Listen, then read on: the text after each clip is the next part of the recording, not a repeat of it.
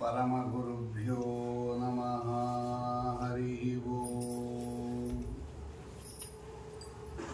श्रीमदानन्दतीर्थभगवत्पादाचार्यगुरुभ्यो नमः। हरिः ओम्। श्रीमद्वायो हनुमद्भीममध्वान्तर्गत रामकृष्णवेदव्यासात्मक श्रीलक्ष्मी हयग्रीवाय नमः। हरिः ओम्। करोतु मम कल्याणं हरिः हयमुपाश्रितः गुरुश्च मध्वनामा मे वरदोऽस्तु निरन्तरम्। आपादमौलिपर्यन्तं गुरूणाम् आकृतिं स्मरेत् तेन विघ्नाः प्रणश्यन्ति सिद्ध्यन्ति च मनोरथाः। नारायणाय परिपूर्णगुणर्णवाय विश्वोदयस्थितिलयोन्नियतिप्रदाय ज्ञानप्रदाय विबुधासुरसौख्यदुःखसत्कारणाय वितताय नमो नमस्ते। नारायणं सुरगुरुं जगदेकनाथं भक्तप्रियं सकललोकनमस्कृतं च त्रिगुण्यवर्जितमजं विभुमद्यमीशं वन्दे भवघ्नममरासुरसिद्धवन्द्यम्। जयति पराशरसूनुः सत्यवती हृदयनन्दनो व्यासः यस्यास्य कमलगलितं वाङ्मयममृतं जगत्पिबति। द्वैपायनोष्टपुटनिःसृतमप्रमेयं पुण्यं पवित्रमतपापहरं शिवं च यो भारतं समधिगच्छति वाच्यमानं किं तस्य पुष्करजलैः अभिषेचनेन। योगोशतं कनकशृङ्गमयं ददाति विप्राय वेदविदुषे बहुविश्रुताय। पुण्याञ्च भारतकथा शृणुयाच्च नित्यं तुल्यं फलं भवति तस्य च तस्य चैव। नारायणं नमस्कृत्य नरं चैव नरोत्तमं देवीं सरस्वतीं व्यासं ततो जयमुदीरयेत्। स्वस्यस्तु अशेषसतां सन्मङ्गलानि भवन्तु। सम्यक् श्लोकैकश्रवणपठनमात्रेण वक्तुश्च श्रोतॄणां निखिलकलिकृत कल्मषापनोदनपटुतरे श्रीमन्महाभारतखिलभागे हरिवंशमहापुराणे अद्य कथा प्रारम्भे सति किञ्चित् पूर्वकथानुवादः। श्रीगुरुभ्यो नमः। हरिः ओम्। ಈ ಹರಿವಂಶ ಮಹಾಪುರಾಣದಲ್ಲಿ 3 ಭಾಗಗಳಿದೆ. 3 ಪರ್ವಗಳು ಸೇರಿ ಇದು ಹರಿವಂಶ ಮಹಾಪುರಾಣ ಅಂತ ಆಗಿರೋದು. ಮಹಾಭಾರತದ ಕಡೆಯ 3 ಉಪಪರ್ವಗಳು. ಹರಿವಂಶ ಪರ್ವ, ವಿಷ್ಣು ಪರ್ವ, ಭವಿಷ್ಯತ್ ಪರ್ವ ಅಂತ. ಅದರಲ್ಲಿ ಇದುವರೆ ತನಕ ಹೇಳಿದ ರಾಜರುಗಳ ಕಥೆಯನ್ನೆಲ್ಲ ಹರಿವಂಶ ಪರ್ವದಲ್ಲಿ ನಿರೂಪಣೆ ಮಾಡಿ, ಈಗ ವಿಷ್ಣು ಪರ್ವ ಅಂತ ಪರಮಾತ್ಮನ ಅವತಾರಗಳನ್ನು ನಿರೂಪಣೆ ಮಾಡೋಕ್ಕೆ ಹೊರಟಿರತಕ್ಕಂತಹ ಪರ್ವ.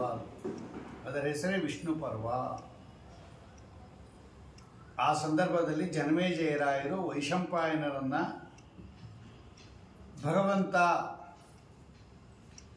ಯದಾ ಯದಾ ಹಿ ಧರ್ಮಸ್ಯ ಗ್ಲಾನಿರ್ಭವತಿ ಭಾರತ ಅಭ್ಯುತ್ಥಾನಮಧರ್ಮಸ್ಯ ತದಾತ್ಮಾನಂ ಸೃಜಾಮ್ಯಹಂ ಪರಿತ್ರಾಣಾಯ ಸಾಧೂನಾಂ ವಿನಾಶಾಯ ಚ ದುಷ್ಕೃತಾಂ ಧರ್ಮ ಸಂಸ್ಥಾಪನಾರ್ಥಾಯ ಸಂಭವಾಮಿ ಯುಗೆ ಯುಗೆ ಅಂತ ಭಗವದ್ಗೀತೆಯಲ್ಲಿ ತಿಳಿಸಿದ ಹಾಗೆ ಅನೇಕ ಅವತಾರಗಳನ್ನು ಸ್ವಾಮಿ ಮಾಡಿದ್ದಾನೆ. ಲೋಕ ಕಲ್ಯಾಣಕ್ಕಾಗಿ, ದುಷ್ಟ ಶಿಕ್ಷಣಕ್ಕಾಗಿ, ಶಿಷ್ಟ ರಕ್ಷಣೆಗಾಗಿ ಅಂತ ನಮಗೆ ಗೊತ್ತಾಗಿದೆ. ಅಂತಹ ಭಗವಂತನ ಅವತಾರಗಳನ್ನು ನಮಗೆ ಹೇಳ್ರಿ ಅಂತ ಜನಮೇಜಯರಾಯರು ವೈಶಂಪಾಯನರನ್ನು ಕೇಳುತ್ತಾರೆ. ಆಗ ವೈಶಂಪಾಯನರು ಭಗವಂತನ ಅನೇಕ ಅವತಾರಗಳನ್ನು ನಿರೂಪಣೆ ಮಾಡ್ತಾರೆ. ಅನೇಕ ಅವತಾರಗಳನ್ನು ಇಲ್ಲಿ ನಿರೂಪಣೆ ಮಾಡಿದ್ದಾರೆ ಹರಿವಂಶದಲ್ಲಿ. ಅದರಲ್ಲಿ ಮೊದಲು ವರಾಹಾವತಾರವನ್ನು ಹೇಳುತ್ತಾರೆ. ವರಾಹದೇವರು ಯಾಕೆ ಅವತಾರ ಮಾಡಿದ್ರು, ಅವರ ಅವತಾರ ಮಾಡಿ ಏನು ಕಾರ್ಯವನ್ನು ಮಾಡಿದ್ರು, ಆ ವರಾಹರೂಪಿ ಪರಮಾತ್ಮನ ಚರಿತ್ರೆಯನ್ನು ನನಗೆ ಹೇಳಬೇಕು ಅಂದಾಗ ಸಂಕ್ಷೇಪವಾಗಿ ವರಾಹಾವತಾರವನ್ನು ನಿರೂಪಣೆ ಮಾಡಿದ್ದಾರೆ. ತದನಂತರದಲ್ಲಿ ನರಸಿಂಹಾವತಾರದ ಬಗ್ಗೆ ಪ್ರಶ್ನೆ ಮಾಡುತ್ತಾರೆ ಜನಮೇಜಯರಾಯರು. ನರಸಿಂಹದೇವರ ಕಥೆಯನ್ನು ಹೇಳ್ರಿ, ಹಿರಣ್ಯಕಶಿಪುವನ್ನು ಹೆಂಗೆ ಸಂಹಾರ ಮಾಡಿದ್ರು ಅಂತ. ಪರಮ ಮಂಗಳಕರವಾಗಿರ್ತಕ್ಕಂತಹ ನರಸಿಂಹದೇವರ ಚರಿತ್ರೆಯೂ ಕೂಡ ಹರಿವಂಶದಲ್ಲಿ ಬಂದಿದೆ. ಭಾಗವತಕ್ಕೆ ಸ್ವಲ್ಪ ವ್ಯತ್ಯಾಸ ಇದೆ. ಭಾಗವತದಲ್ಲಿ ಕಂಬದಿಂದ ಭಗವಂತ ಪ್ರತ್ಯಕ್ಷನಾದ ಅಂತಿದೆ. ಇಲ್ಲಿ ಬಂದಂತ ಆಸ್ಥಾನಕ್ಕೆ ಬಂದುಬಿಡ್ತಾನೆ ಭಗವಂತ. ಕಂಬದಿಂದ ಬಂದಿಲ್ಲ, ನೇರವಾಗಿ ಹಿರಣ್ಯಕಶಿಪುವಿನ ಆಸ್ಥಾನಕ್ಕೆ ಸ್ವಾಮಿ ಬಂದ್ಬಿಡ್ತಾನೆ. ನರಸಿಂಹ ಪುರಾಣದಲ್ಲೂ ಹಾಗೆ ಇದೆ, ಹರಿವಂಶದಲ್ಲೂ ಹಾಗೆ ಇದೆ. ಸ್ವಲ್ಪ ಭಿನ್ನತ್ವೇನ ವರ್ಣನೆ ಮಾಡಿದ್ದಾರೆ. ಉಳಿದ ಎಲ್ಲವೂ ಕೂಡ ಸಮಾನವಾಗಿದೆ. ಸ್ವಲ್ಪ ವಿಶೇಷ ವಿಷಯಗಳು ಉಂಟಲ್ಲೆಲ್ಲ. ನರಸಿಂಹಾವತಾರವನ್ನು ವರ್ಣನೆ ಮಾಡಿದ ಮೇಲೆ ವಾಮನಾವತಾರದ ಕಥೆಯನ್ನು ಕೇಳುತ್ತಾರೆ ಜನಮೇಜಯರು. ವೈಶಂಪಾಯನರು ವಾಮನಾವತಾರದ ಕಥೆಯನ್ನು ಹೇಳುತ್ತಾರೆ. ಬಲಿಯನ್ನು ಯಾಚನೆ ಮಾಡುವ ಪ್ರಸಂಗದಲ್ಲಿ 3 ಲೋಕವನ್ನು ಕೂಡ ಆಳ್ಕೊಂಡು ಬಲಿಯನ್ನು ನಿಗ್ರಹ ಮಾಡಿ ಇಂದ್ರದೇವರಿಗೆ ಸ್ವರ್ಗವನ್ನು ಕೊಟ್ಟಿರತಕ್ಕಂತಹ ಭಗವಂತನ ವ್ಯಾಪಾರ ಅದು ವಾಮನಾವತಾರ. ಅದನ್ನು ನಿರೂಪಣೆ ಮಾಡುತ್ತಾರೆ. ವಾಮನಾವತಾರದ ಕಥೆ ಆದಮೇಲೆ ರಾಮಾವತಾರದ ಕಥೆಯನ್ನು ಕೇಳ್ತಾನೆ ಜನಮೇಜಯ. ರಾಮಚಂದ್ರ ದೇವರ ಕಥೆಯನ್ನು ಹೇಳ್ರಿ ಎಂದಾಗ ಅತ್ಯದ್ಭುತವಾಗಿರ್ತಕ್ಕಂತಹ ರಾಮಚಂದ್ರ ದೇವರ ಅರ್ಥಾತ್ ರಾಮಾಯಣದ ಕಥೆಯನ್ನು ಕೂಡ ಹರಿವಂಶದಲ್ಲಿ ನಿರೂಪಣೆ ಮಾಡಿದ್ದಾರೆ. ಈ ಎಲ್ಲ ಅವತಾರಗಳನ್ನು ಕೇಳಿದ ಮೇಲೆ ಕೃಷ್ಣಾವತಾರದ ಕಥೆಯನ್ನು ಕೇಳುತ್ತಾರೆ ಜನಮೇಜಯರಾಯರು ವೈಶಂಪಾಯನರನ್ನ. ಸ್ವಾಮಿ ಕೃಷ್ಣಾವತಾರದ ಕಥೆಯನ್ನು ಹೇಳ್ರಿ, ಬಹಳ ನನಗೆ ಅದರಲ್ಲಿ ಆಸಕ್ತಿ. ಅತ್ಯದ್ಭುತವಾಗಿರ್ತಕ್ಕಂತಹ ಅವತಾರ ಅದು ಕೃಷ್ಣಾವತಾರ. ಅದರ ಮಹಿಮೆಯನ್ನು ಹೇಳಬೇಕು ಅಂದಾಗ ಕೃಷ್ಣಾವತಾರದ ಕಥೆಯನ್ನು ಇಲ್ಲಿ ನಿರೂಪಣೆ ಮಾಡುತ್ತಾರೆ. ಸ್ವಲ್ಪ ಬೇರೆ ಥರ ಇದೆ. ಭಾಗವತದಲ್ಲಿ ಇರತಕ್ಕಂತಹ ಕೃಷ್ಣನ ಪೂರ್ವಭಾವಿಯಾಗಿ ನಡೆದಿರ್ತಕ್ಕಂತಹ ಘಟನೆಗಳು ಹರಿವಂಶದಲ್ಲಿ ಸ್ವಲ್ಪ ವಿಸ್ತಾರವಾಗಿ ನಿರೂಪಣೆ ಮಾಡ್ತಾರೆ. ನಾವು ನಿನ್ನೆ ನೋಡಿದ್ವಿ ತಾರಕಾಮಯ ಸಂಗ್ರಾಮ. ತಾರಾದೇವಿಯ ನಿಮಿತ್ತವಾಗಿ ದೈತ್ಯರಿಗೂ ದೇವತೆಗಳಿಗೂ ದೊಡ್ಡ ಯುದ್ಧ ನಡೆಯಿತು. ಇದಕ್ಕೆ ತಾರಕಾಮಯ ಸಂಗ್ರಾಮ ಅಂತ ಕರೀತಾರೆ. ದೈತ್ಯರೆಲ್ಲ ಚಂದ್ರನ ಪಕ್ಷವನ್ನು ಹಿಡಿದರು, ದೇವತೆಗಳೆಲ್ಲ ಬೃಹಸ್ಪತ್ಯಾಚಾರ್ಯರ ಪಕ್ಷವನ್ನು ಹಿಡಿದು ಈ ಸಂದರ್ಭದಲ್ಲಿ ದೈತ್ಯ ಮತ್ತು ದೇವತೆಗಳಿಗೆ ಭಾರೀ ಯುದ್ಧ ನಡೆಯಿತು. ಇದಕ್ಕೆ ತಾರಕಾಮಯ ಸಂಗ್ರಾಮ ಅಂತ ಕರೀತಾರೆ. ಈ ತಾರಕಾಮಯ ಸಂಗ್ರಾಮದಲ್ಲಿ ಭಗವಂತ ತಾನೂ ಯುದ್ಧಕ್ಕೆ ಇಳಿದು ಬಿಡುತ್ತಾನೆ. ದೇವತೆಗಳ ಪರವಾಗಿ ಭಗವಂತ ತಾನೂ ಯುದ್ಧವನ್ನು ಮಾಡಿ ಕಾಲನೇಮಿ, ಹಯಗ್ರೀವ, ಚಂಡ, ಅರಿಷ್ಟ ಮೊದಲಾದ ಅನೇಕ ದೈತ್ಯರನ್ನು ಭಗವಂತ ಸಂಹಾರ ಮಾಡ್ತಾನೆ ಸ್ವಾಮಿ. ಗರುಡದೇವರಿಂದ ಕೆಲವು ಸಂಹಾರಗಳನ್ನು ಮಾಡಿಸ್ತಾನೆ. ಗರುಡದೇವರ ರೆಕ್ಕೆಯಿಂದ ತನ್ನ ಸುದರ್ಶನ ಅಂತಕ್ಕಂತಹ ಚಕ್ರಕ್ಕೆ ಆಜ್ಞೆ ಮಾಡಿ ಚಕ್ರದಿಂದ ಭಗವಂತ ಕೆಲವೆಲ್ಲ ಸಂಹಾರ ಮಾಡ್ತಾನೆ. ಒಟ್ಟಿನಲ್ಲಿ ಭಗವಂತನೂ ಕೂಡ ಅನೇಕ ದೈತ್ಯರುಗಳನ್ನು ಆ ಸಂದರ್ಭದಲ್ಲಿ ಸಂಹಾರ ಮಾಡ್ತಾನೆ. ಆಮೇಲೆ ಭಗವಂತ ಎಲ್ಲರಿಗೂ ಅನುಗ್ರಹವನ್ನು ಮಾಡಿ ದೇವತೆಗಳಿಗೆಲ್ಲ ಜಯವನ್ನು ತರ್ಕೊಟ್ಟು ತನ್ನ ವೈಕುಂಠ ಲೋಕಕ್ಕೆ ಹೋಗಿ ಯೋಗನಿದ್ರಾದಲ್ಲಿ ಪೌಡಿಸಿರ್ತಾನೆ ಸ್ವಾಮಿ. ಅದೆಲ್ಲ ಕೃತಯುಗದಲ್ಲಿ ನಡೆದಿರ್ತಕ್ಕಂಥ ಘಟನೆ ಇದೆಲ್ಲ. ಆಮೇಲೆ ತ್ರೇತಾಯುಗ ದ್ವಾಪರ ಯುಗ ಬಂದ ಮೇಲೆ ಎಲ್ಲರೂ ಕೂಡ ಭಗವಂತನನ್ನ ದೇವತೆಗಳೆಲ್ಲ ಹೋಗಿ ಯೋಗನಿದ್ರಾದಲ್ಲಿ ಪೌಡಿಸಿರ್ತಕ್ಕಂಥ ಸ್ವಾಮಿಯನ್ನು ಎಬ್ಬಿಸ್ತಾರೆ. ಮತ್ತೊಮ್ಮೆ ನೀನು ನಮಗೆಲ್ಲ ಅನುಗ್ರಹ ಮಾಡಬೇಕಾಗತಕ್ಕಂತಹ ಸಂದರ್ಭ ಬಂದಿದೆ, ಏಳು ಸ್ವಾಮಿ ಯೋಗನಿದ್ರಾವನ್ನು ಬಿಡು. ಯೋಗನಿದ್ರಾ ಅಂದರೆ ಭಗವಂತ ಮಲಗಿದವನಂತೆ ನಟಿಸ್ತಾನೆ ಅಂತ ಭಗವಂತನಿಗೆ ಅರ್ಥ. ಬೇರೆಯವರಿಗೆಲ್ಲ ಯೋಗನಿದ್ರಾ ಅಂದರೆ ಅದು ಧ್ಯಾನ ಅಂತ ಅರ್ಥ. ನಂತರ ಕಣ್ಣು ಮುಚ್ಕೊಂಡು ಮಲ್ಕೊಂಡ್ಬಿಡ್ತಾರೆ, ಗಾಢ ನಿದ್ರೆ ಅಂತ ಅರ್ಥ ಅಲ್ಲ. ಯೋಗನಿದ್ರಾ ಅಂದರೆ ಅದು ಧ್ಯಾನಾಸಕ್ತರಾಗಿರ್ತಾರೆ. ಯೋಗ ನಿದ್ರೆಯನ್ನು ಬೇಗನೆ ಮಾಡುವ ಯೋಗೀಶ ವಂದ್ಯರ ತೂಗಿರೆ ಅನ್ನೋ ಕಡೆ ಅದೇ ಅರ್ಥ ಇರೋದು. ಯೋಗನಿದ್ರಾ ಅಂದರೆ ಧ್ಯಾನಾಸಕ್ತರಾಗಿರ್ತಾರೆ ಅಂತ ಅರ್ಥ. ಅದೇ ಅವರಿಗೆ ನಿದ್ರೆ, ಯೋಗನಿದ್ರಾ ಅಂತ ಕರೀತಾರೆ. ಭಗವಂತ ಯೋಗನಿದ್ರಾ ಅಂದರೆ ಕಣ್ಣು ಮುಚ್ಕೊಂಡು ಮಲಗಿರ್ತಾನೆ ಅಂತ ಅರ್ಥ. ಅವನಿಗೆ ನಿದ್ರೆ ಇಲ್ಲ, ಅವನು ಸದಾ ಜಾಗೃತಾವಸ್ಥೆನೇ ಭಗವಂತನಿಗೆ. ಅಂತಹ ಯೋಗನಿದ್ರಾದಲ್ಲಿ ಪೋಷಿರ್ತಕ್ಕಂತಹ ಸ್ವಾಮಿಯನ್ನ ದೇವತೆಗಳೆಲ್ಲ ಎಬ್ಬಿಸ್ತಾರೆ. ಏನು ಅಂತ ಕೇಳ್ತಾನೆ ಭಗವಂತ. ಸ್ವಾಮಿ, ಒಂದು ದೊಡ್ಡ ಸಭಾ ನಡೀತಾ ಇದೆ, ಬ್ರಹ್ಮದೇವರ ಸಭಾ ಮೇರು ಪರ್ವತದ ಮೇಲೆ. ಅಲ್ಲಿ ಎಲ್ಲ ದೇವತೆಗಳು ಸೇರಿದ್ದಾರೆ, ನಿನ್ನನ್ನು ಪ್ರತೀಕ್ಷೆ ಮಾಡ್ತಾ ಇದ್ದಾರೆ, ನೀ ಬರಬೇಕು ಅಂತ ಕೇಳ್ತಾರೆ. ಆಗಲಿ ಅಂತ ಗರುಡಾರೂಢನಾಗಿ ಸ್ವಾಮಿ ಅಲ್ಲಿಗೆ ಬರ್ತಾನೆ. ಅಧ್ಯಕ್ಷ ಪೀಠದಲ್ಲಿ ಸ್ವಾಮಿ ಕೂತ್ಕೊಂಡಾಗ ಅಲ್ಲಿ ಭೂದೇವಿ ಬಂದು ತನ್ನ ಕಷ್ಟವನ್ನೆಲ್ಲ ಹೇಳ್ಕೊತಾಳೆ. ಇಷ್ಟು ಭಾಗವತಕ್ಕೂ ಹರಿವಂಶಕ್ಕೂ ವ್ಯತ್ಯಾಸ ಇದೆ. ಆ ತುಂಬಿದ ಸಭೆಯಲ್ಲಿ ಈ ಭೂದೇವಿ, ಗೋರೂಪದಲ್ಲಿ ಇರತಕ್ಕಂತಹ ಭೂದೇವಿ ತನ್ನೆಲ್ಲ ಗೋಳನ್ನು ಆ ಪರಮಾತ್ಮನ ಮುಂದೆ ಹೇಳುತ್ತಾಳೆ. ಸ್ವಾಮಿ, ಹಿಂದೆ ಅನೇಕ ಬಾರಿ ನೀನು ಭೂಮಿಯಲ್ಲಿ ಅವತಾರ ಮಾಡಿ ನನ್ನ ಮೇಲೆ ಇರ್ತಕ್ಕಂತಹ ದೈತ್ಯರನ್ನೆಲ್ಲ ಸಂಹಾರ ಮಾಡಿದ್ಯಾ. ನಾನು ಎಲ್ಲರನ್ನೂ ಧಾರಣೆ ಮಾಡಿದ್ದೀನಿ ನಿನ್ನ ಆಜ್ಞೆಯಂತೆ. ನಿಜವಾಗಲೂ ಧಾರಣೆ ಮಾಡಿರೋನು ನೀನು. ಭೂದೇವಿ ಅವಳು ನಿಮಿತ್ತ ಮಾತ್ರ, ಅವಳನ್ನೂ ಧಾರಣೆ ಮಾಡಿರ್ತಕ್ಕಂಥವನು ಭಗವಂತ. ಹಾಗಾಗಿ ಎಲ್ಲರನ್ನ ಧಾರಣೆ ಮಾಡಿದಾಳೆ ಭೂಮಿ ಅಂತ ಹೇಳಿದ್ರೆ ಭೂದೇವಿಯೇ ಎಲ್ಲ ಅಂತ ತಿಳ್ಕೊಬೇಡ್ರಿ. ಆ ಭೂಮಿಯನ್ನು ಧಾರಣೆ ಮಾಡಿರೋನು ಭಗವಂತ. ಅವಳೇ ಹೇಳ್ತಾಳೆ, ಎಲ್ಲರನ್ನು ಧಾರಕತ್ವಾತ್ ಧರ್ಮ ಉಚ್ಚತೆ. ಅದಕ್ಕೆ ಭಗವಂತನಿಗೆ ಧಾರಣಾತ್ ಧರ್ಮ ಉಚ್ಚತೆ, ಧರ್ಮ ಅಂತ ಭಗವಂತನಿಗೆ ಹೆಸರು. ಎಲ್ಲರನ್ನ ಧಾರಣೆ ಮಾಡಿರೋದ್ರಿಂದ ಓಂ ಜಿಹ್ವಾಧ್ಯಾಯಿಕಂ ಸಶಬ್ದಾತ್ಮೋಂ ಅಂತ ಒಂದು ಸೂತ್ರ ಇದೆ. ಎಲ್ಲರಿಗೂ ಭಗವಂತ ಆಶ್ರಯ, ಎಲ್ಲರನ್ನೂ ಧಾರಣೆ ಮಾಡಿದ್ದಾನೆ. ಆದ್ದರಿಂದ ಭೂದೇವಿ ಹೇಳ್ತಾಳೆ, ನೀನೇ ನಮ್ಮನ್ನು ಧಾರಣೆ ಮಾಡಿರ್ತಕ್ಕಂಥದ್ದು, ನಾನು ನಿಮಿತ್ತ ಮಾತ್ರ. ಆದರೂ ಕೂಡ ಎಲ್ಲರನ್ನ ಧಾರಣೆ ಮಾಡಿದ್ದೀನಿ. ಆದರೆ ಈ ವಿಷ್ಣು ದ್ವೇಷಿಗಳನ್ನು ನನ್ನ ಕೈಯಲ್ಲಿ ಧಾರಣೆ ಮಾಡೋಕ್ಕಾಗಲ್ಲ. ಯಾಕೆ ಅಂದರೆ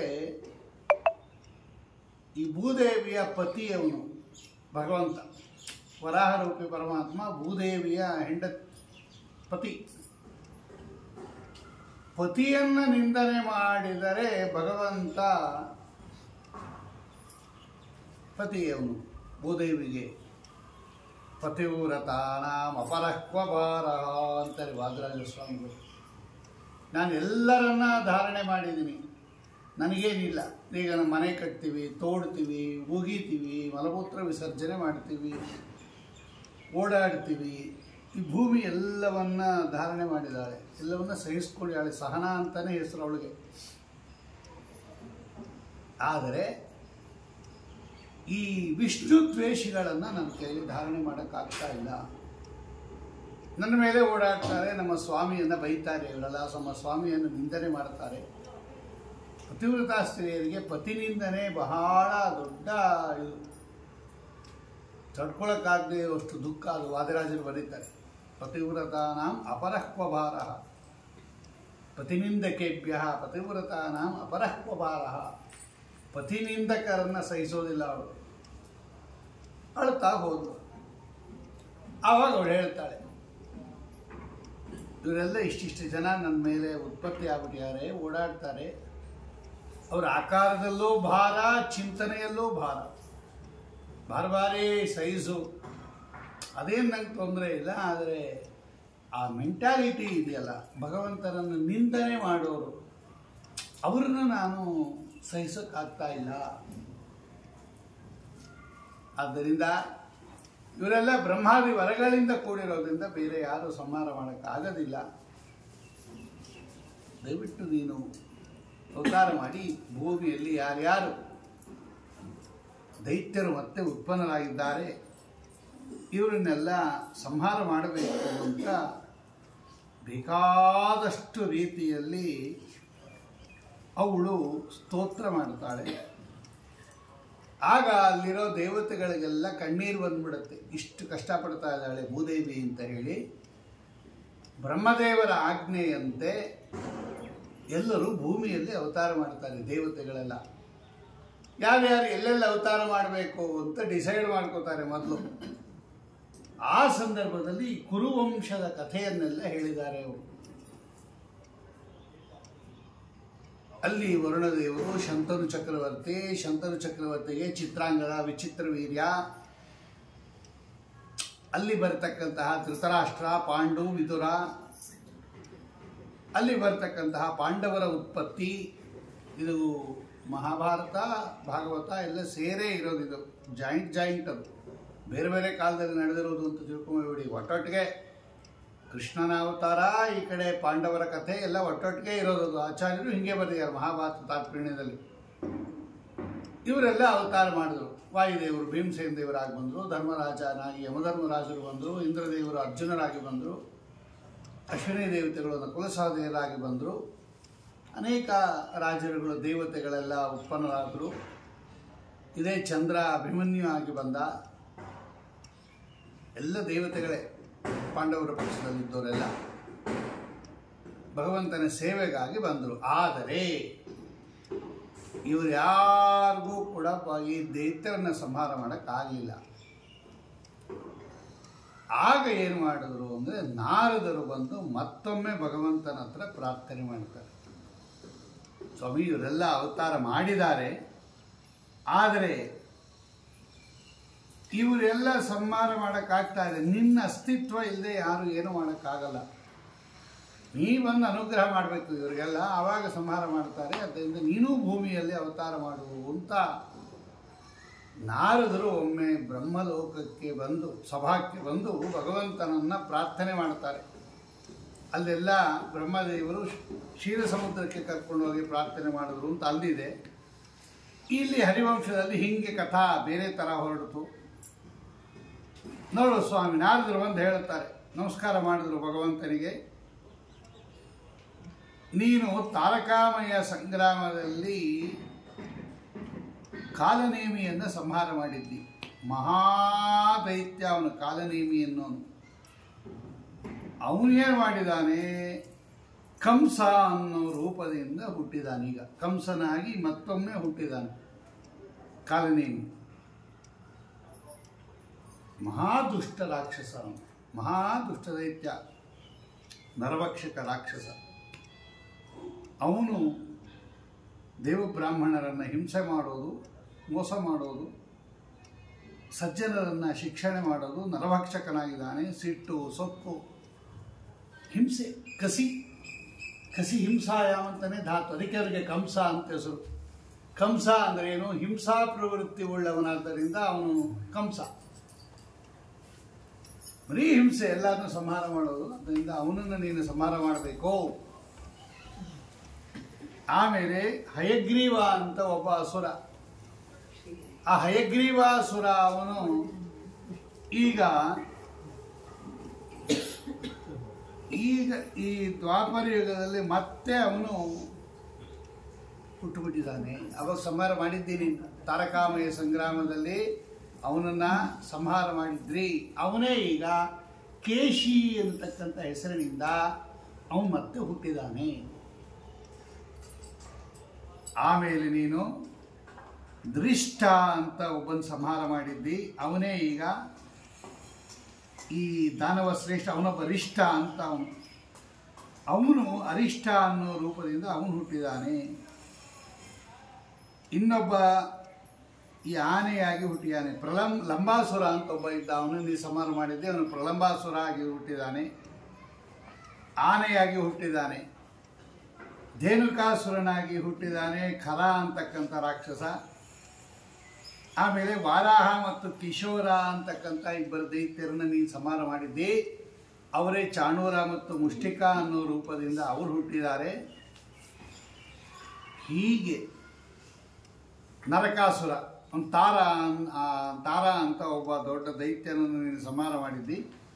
ಅವನೇ ನರಕಾಸುರ ಅಂತ ಪ್ರಾಗ್ಜ್ಯೋತಿಪುರದಲ್ಲಿ ಹುಟ್ಟಿದ್ದಾನೆ.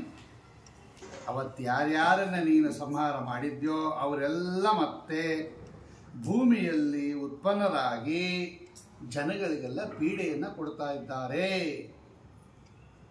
ನೀನು ಈ ರಾಕ್ಷಸ ಕುಲವನ್ನು ವಿಧ್ವಂಸ ಮಾಡಿದರೆ ಈ ಜಗತ್ತು ಉಳಿಯುತ್ತೆ, ಇಲ್ಲಿ ಅದಾಗೋದಿಲ್ಲ. ಬೇಗ ನೀನು ಭೂಮಿಯಲ್ಲಿ ಅವತಾರ ಮಾಡಬೇಕು ಅಂತ ನಾರದರು ಎಲ್ಲರ ಪರವಾಗಿ ಭಗವಂತನನ್ನು ಪ್ರಾರ್ಥನೆ ಮಾಡುತ್ತಾರೆ ಬ್ರಹ್ಮದೇವರ ಸಭೆಯಲ್ಲಿ. ಆಗ ಪರಮಾತ್ಮ, ಆಮೇಲೆ ಬ್ರಹ್ಮದೇವರು ಹೇಳುತ್ತಾರೆ ನೀನು ಅವತಾರ ಮಾಡಬೇಕು ಅಂತ. ಆಗ ಸ್ವಾಮಿ ಕೇಳ್ತಾನೆ, ಆಗಪ್ಪ ಅವತಾರ ಮಾಡ್ತೀನಿ ನಾನು ಭೂಮಿಯಲ್ಲಿ, ಯಾರಲ್ಲಿ ಅವತಾರ ಮಾಡಬೇಕು ಅಂತ ಬ್ರಹ್ಮದೇವರನ್ನು ಕೇಳ್ತಾನೆ. ನೋಡ್ರಿ ಸ್ವಾಮಿ, ಎಲ್ಲ ಅವತಾರ ಮಾಡ್ಬೇಕು ನಾನು ಅಂದರೆ ಭಗವಂತನಿಗೆ ಗೊತ್ತಿಲ್ಲ ಅಂತಲ್ಲ, ನಮಗೆ ಗೊತ್ತಾಗಲಿ ಅಂತ ಹೇಳಿ ಬ್ರಹ್ಮದೇವರ ಮುಖದಿಂದ ಹೇಳಿಸ್ತಾನೆ ಭಗವಂತ. ಎಲ್ಲ ಅವತಾರ ಮಾಡಬೇಕು ಬ್ರಹ್ಮ, ನಾನು ಯಾರು ನನ್ನನ್ನು ಕುರಿತು ತಪಸ್ಸು ಮಾಡಿದ್ದಾರೆ, ಯಾರಿಗೆ ನಾನು ಮಗನಾಗಿ ಬರಬೇಕು, ತಂದೆ ತಾಯಿಗಳು ಎಲ್ಲ ಅವತಾರ ಮಾಡಬೇಕು ನಾನು ಹೇಳು ಅಂತ ಕೇಳಿದಾಗ ಆಗ ಒಂದು ಕಥೆ ಹೇಳ್ತಾರೆ ಬ್ರಹ್ಮದೇವರು. ಇದು ಹರಿವಂಶದಲ್ಲಿ ಮಾತ್ರ ಇರೋದು, ಭಾಗವತದಲ್ಲಿ ಇಲ್ಲ ಇದು. ಹಿಂದೆ ಏನಾಯಿತು ಅಂತ ಹೇಳಿದ್ರೆ, ಈ ಕಶ್ಯಪರು ಒಂದು ಯಜ್ಞ ಮಾಡಬೇಕು ಅಂತ ನಿಶ್ಚಯ ಮಾಡಿದ್ರು. ಅವನು ವಸುದೇವ, ಕಶ್ಯಪ ಋಷಿಗಳು, ಈ ದೇವಕಿ ಅದಿತಿ ದೇವಿ, ಅವಳು ಸುರಭಿ ಅಂತ ಇನ್ನೊಬ್ಬ ಹೆಂಡತಿ ರೋಹಿಣಿ, ಬಲರಾಮ ದೇವರಿಗೆ ತಾಯಿ ಅನಿಸ್ಕೊಂಡಿರ್ತಕ್ಕಂತಹ ರೋಹಿಣಿ ಇದ್ದಾಳಲ್ಲ, ಅವಳು ಸುರಭಿ ಅಂತ ಕಶ್ಯಪರ ಹೆಂಡತಿ. 13 ಜನ ಹೆಂಡತಿ ನಾವು ನೋಡಿದ್ದೀವಿ ಹಿಂದೆ. ಅದರಲ್ಲಿ ಅದಿತಿ ದೇವಕಿಯಾಗಿ ಹುಟ್ಟಿದ್ದಾಳೆ, ಸುರಭಿ ರೋಹಿಣಿಯಾಗಿ ಹುಟ್ಟಿದ್ದಾಳೆ. ಅವರೆಲ್ಲ ಕಶ್ಯಪ ಋಷಿಗಳ ಆದಂತಹ ವಸುದೇವನಿಗೂ 13 ಜನ ಹೆಂಡತಿಯರು, ಅವರೆಲ್ಲ ಹುಟ್ಟಿದ್ದಾರೆ ಇಲ್ಲಿ. ಇವರಿಬ್ಬರು ಹುಟ್ಟೋದಕ್ಕೆ ಏನು ಪ್ರಧಾನ ಕಾರಣ? ಭೂಮಿಯಲ್ಲಿ ಹುಟ್ಟೋದಕ್ಕೆ ಒಂದು ಕಾರಣ ಇರುತ್ತೆ, ದೇವತೆಗಳು ಉತ್ಪತ್ತಿ ಆಗೋದಕ್ಕೆ. ಅದಕ್ಕೊಂದು ಕಥೆ ಹೇಳ್ತಾರೆ. ಕಶ್ಯಪ ಋಷಿಗಳು ಒಂದು ಯಜ್ಞ ಮಾಡಬೇಕು ಅಂತ ನಿಶ್ಚಯ ಮಾಡಿದ್ರು ಹಿಂದೆ, ಪೂರ್ವದಲ್ಲಿ. ಬ್ರಹ್ಮದೇವರು ಪರಮಾತ್ಮನಿಗೆ ಹೇಳುತ್ತಾರೆ, ನೀನು ಎಲ್ಲ ಅವತಾರ ಮಾಡಬೇಕು ಗೊತ್ತಾ ಭಗವಂತ, ನಿಂಗೆ ಅದಕ್ಕೊಂದು ಕಥೆ ಹೇಳ್ತೀನಿ ಕೇಳು. ನಿಂಗೇನು ಗೊತ್ತಿಲ್ಲ ಅಂತಲ್ಲ, ನನ್ನ ಮುಖದಿಂದ ಕೇಳಿಸ್ತಾ ಇದೆಯಾ, ಆದರೂ ಹೇಳ್ತೀನಪ್ಪ ಅಂತ ಹೇಳಿ ಕಶ್ಯಪ ಋಷಿಗಳು ಒಂದು ಯಜ್ಞ ಮಾಡಬೇಕು ಅಂತ ನಿಶ್ಚಯ ಮಾಡಿದ್ರು. ಆ ಯಜ್ಞಕ್ಕೆ ಅಪಾರವಾಗಿರ್ತಕ್ಕಂತಹ ಒಳ್ಳೆಯ ಆಕಳ ತುಪ್ಪ ಬೇಕು. ಘೃತ ಅಂತ, ಆಜ್ಯ ಅಂತ ಕರೀತಾರೆ ನೋಡಿ. ಇವತ್ತು ಆಜ್ಯೇನ, ಈ ಆಜ್ಯ ಅಂತ ಕರೀತಾರೆ. ನಾವು ಹೋಮದಲ್ಲಿ ಉಪಯೋಗಿಸ್ತಕ್ಕಂಥ ತುಪ್ಪಕ್ಕೆ ಆಜ್ಯ ಅಂತ ಕರೀತಾರೆ. ಅದಕ್ಕೆಲ್ಲ ಬೇರೆ ಬೇರೆ ಹೆಸರಿದೆ ನಮ್ಮಲ್ಲಿ. ಘೃತ ಅಂದರೆ ಬೇರೆ, ಆಜ್ಯ ಅಂದರೆ ಬೇರೆ. ಇವತ್ತೆಲ್ಲ ನಂದಿನಿ ಪ್ಯಾಕೆಟ್ ತರ್ತೀವಿ, ಓಪನ್ ಮಾಡ್ತೀವಿ, ಹಿಂಗೆ ಬಗ್ಗಿಸ್ಬಿಡ್ತೀವಿ. ಇದು ಆಜ್ಯನೂ ಅಲ್ಲ, ತ್ಯಾಜ್ಯ ಇದು. ಆದರೆ ಇವಾಗ ಸಿಗ್ತಾ ಇರೋದೇ ಅದು, ಇನ್ನೇನು ಮಾಡೋಕ್ಕಾಗುತ್ತೆ? ಅಂದ್ರೆ ಏನು, ಯಾವುದನ್ನು ಆಜ್ಯ ಅಂತ ಕರೀತಾರೆ ಅಂದರೆ, ಒಂದು ಆಕಳಿರಬೇಕು, ಹೆಣ್ಣು ಆಕಳಿಂದ ಪಡೆದ ಆಕಳಿಂದ ಹೆಣ್ಣು ಕರು ಇರ್ತಕ್ಕಂತಹ ಮದ್ಯದ ಆಕಳ ಹಾಲಿನಿಂದ ಮಾಡಿದ ತುಪ್ಪಕ್ಕೆ ಆಜ್ಯ ಅಂತ ಕರೀತಾರೆ ನೋಡಿ. ಈಗ ಹೆಣ್ಣು ಆಕಳಿಂದ ಅದು ಹುಟ್ಟಿರಬೇಕು, ಅದೇನೋ ಹುಟ್ಟತ್ತೆ, ಅದು ಹೆಣ್ಣು ಕರು ಹಾಕಿರಬೇಕು. ಹೀಗೆ ಹೆಣ್ಣು ಕರುವಿನಿಂದ ಹುಟ್ಟತ್ತದು, ಹೆಣ್ಣು ಆಕಳಿಂದ ಹುಟ್ಟತ್ತೆ, ಅದು ತಿರ್ಗಾ ಹೆಣ್ಣು ಕರುವನ್ನು ಹಾಕಬೇಕು. ಆ ಮಧ್ಯದ ಆಕಳಿರುತ್ತಲ್ಲ, ಅಂದರೆ ತಾಯಿನೂ ಹೆಣ್ಣು ಮಗಳು ಹೆಣ್ಣು, ಆ ಮಧ್ಯದ ಆಕಳ ಹಾಲಿನಿಂದ ಹೆಪ್ಪಾಕಿ ಬೆಣ್ಣೆ ತೆಗೆದು ಕಾಸಿದ ತುಪ್ಪಕ್ಕೆ ಆಜ್ಜ ಅಂತ ಕರೀತಾರೆ. ಇದರಿಂದ ಹೋಮ ಮಾಡ್ಬೇಕಂತೆ. ಅದು ಯಾವುದು ಮಾಡ್ತಾನೋ, ಅದೇನು ಪ್ಯಾಕೆಟಲ್ಲಿ ಹಾಕಿರ್ತಾನೋ ನಾವು ತೊಗೊಂಬಂದ್ಬಿಡ್ತೀವಿ. ಅದು ಸದ್ಯ ಹಸುದಾಗಿದ್ದರೆ ಅಷ್ಟೇ ಸಾಕು ನಮಗೆ. ಇಷ್ಟೆಲ್ಲ ನೇಮ ಇದೆ ಅದಕ್ಕೆ ನಮಗೆ ಫಲ ಆಗ್ತಾ ಇಲ್ಲ ಅಂತ ಟೀಕಾಕೃತ್ವಾದರೂ ಒಂದು ಕಡೆ ಬರೀತಾರೆ. ನೀವು ಏನೇನೋ ತಂದು ಮಾಡ್ತಾ ಇದ್ದೀರಾ, ಎಂತೆಂಥದೋ ಪದಾರ್ಥ ತರ್ತೀರ, ಫಲ ಆಗಲಿಲ್ಲ ಅಂದರೆ ಇನ್ನೆಂಗೆ ನಿಮಗೆ ಫಲ ಬರುತ್ತೆ? ನೀವು ಅದನ್ನು ಚೆನ್ನಾಗಿ ನೋಡ್ಬಿಟ್ಟಲ್ವ ತರೋದು. ಪೆಟ್ರೋಲ್ ಎಲ್ಲಿ ಚೆನ್ನಾಗಿ ಹಾಕಿಸ್ಕೋತಾರೆ ಅಂತ ಅದೇ ಪೆಟ್ರೋಲ್ ಬಂಕ್ಗೆ ಹಾಕ್ಕೊಂಬರ್ತೀರ. ಬೇರೆಯವರೆಲ್ಲ ಮೋಸ ಮಾಡ್ತಾರೆ, ಅದು ಸರಿಯಾಗಿಲ್ಲ ಕ್ವಾಲಿಟಿ ಅಂತ. ಹೋಮ ಮಾಡುವಾಗ ಎಂಥದೋ ತಂದು ಪ್ಯಾಕೆಟ್ ಓಪನ್ ಮಾಡಿಬಿಡ್ತೀರ. ನಿಮ್ಮ ವೆಹಿಕಲ್ ಚೆನ್ನಾಗಿ ನೋಡ್ಕೊಂಬೋಷ್ಟು ಹೋಮ ನೋಡ್ಕೊಂಬಲ್ಲ ನೀವು. ಅಂತಹ ಒಂದು ಒಳ್ಳೆ ಹಸು ಬೇಕಾಗಿತ್ತು ಇವರಿಗೆ. ಅದು ಎಷ್ಟು ಕ್ವಾಂಟಿಟಿ ಬೇಕು ಅವ್ರಿಗೆ. ಅದಕ್ಕೆ ಅವರೇನು ಮಾಡಿದ್ರು ಅಂದರೆ ವರುಣದೇವರ ಹತ್ರ ಹೋದರು. ವರುಣದೇವರ ಹತ್ರ ಬೇಕಾದಷ್ಟು ಆಕಳುಗಳು, ಅದರಲ್ಲಿ ಒಂದು ಆಕಳು ಕೊಡ್ರಿ ವರುಣದೇವರೇ ನೀವು, ಅದರ ಹಾಲಿನಿಂದ ನಾವು ಮೊಸರು ಮಾಡಿಕೊಂಡು ಬೆಣ್ಣೆ ಮಾಡಿಕೊಂಡು ತುಪ್ಪ ಮಾಡಿಕೊಂಡು ಹೋಮ ಮಾಡ್ತೀವಿ ಅಂತ ಹೇಳಿ ಇವರ ಅಭಿಪ್ರಾಯ. ಒಂದು ಆಕಳು ಕೊಡ್ರಿ ನಮಗೆ ಅಂತ ವರುಣದೇವರನ್ನು ಕೇಳಿದ್ರು ಕಶ್ಯಪ ಋಷಿಗಳು. ವರುಣದೇವರಿಗೇನು ಬೇಕಾದಷ್ಟಿತ್ತು ಅವರ ಹತ್ರ. ತಗೊಳ್ಳಿ, ತಗೊಂಡೋಗ್ರಿ, ಆಮೇಲೆ ಯಜ್ಞ ಆದಮೇಲೆ ವಾಪಸ್ ಕೊಟ್ಬಿಡ್ತೀವಿ ಅಂದರು. ಸರಿ ತಗೊಂಡೋಗ್ರಿ ಅಂದರು.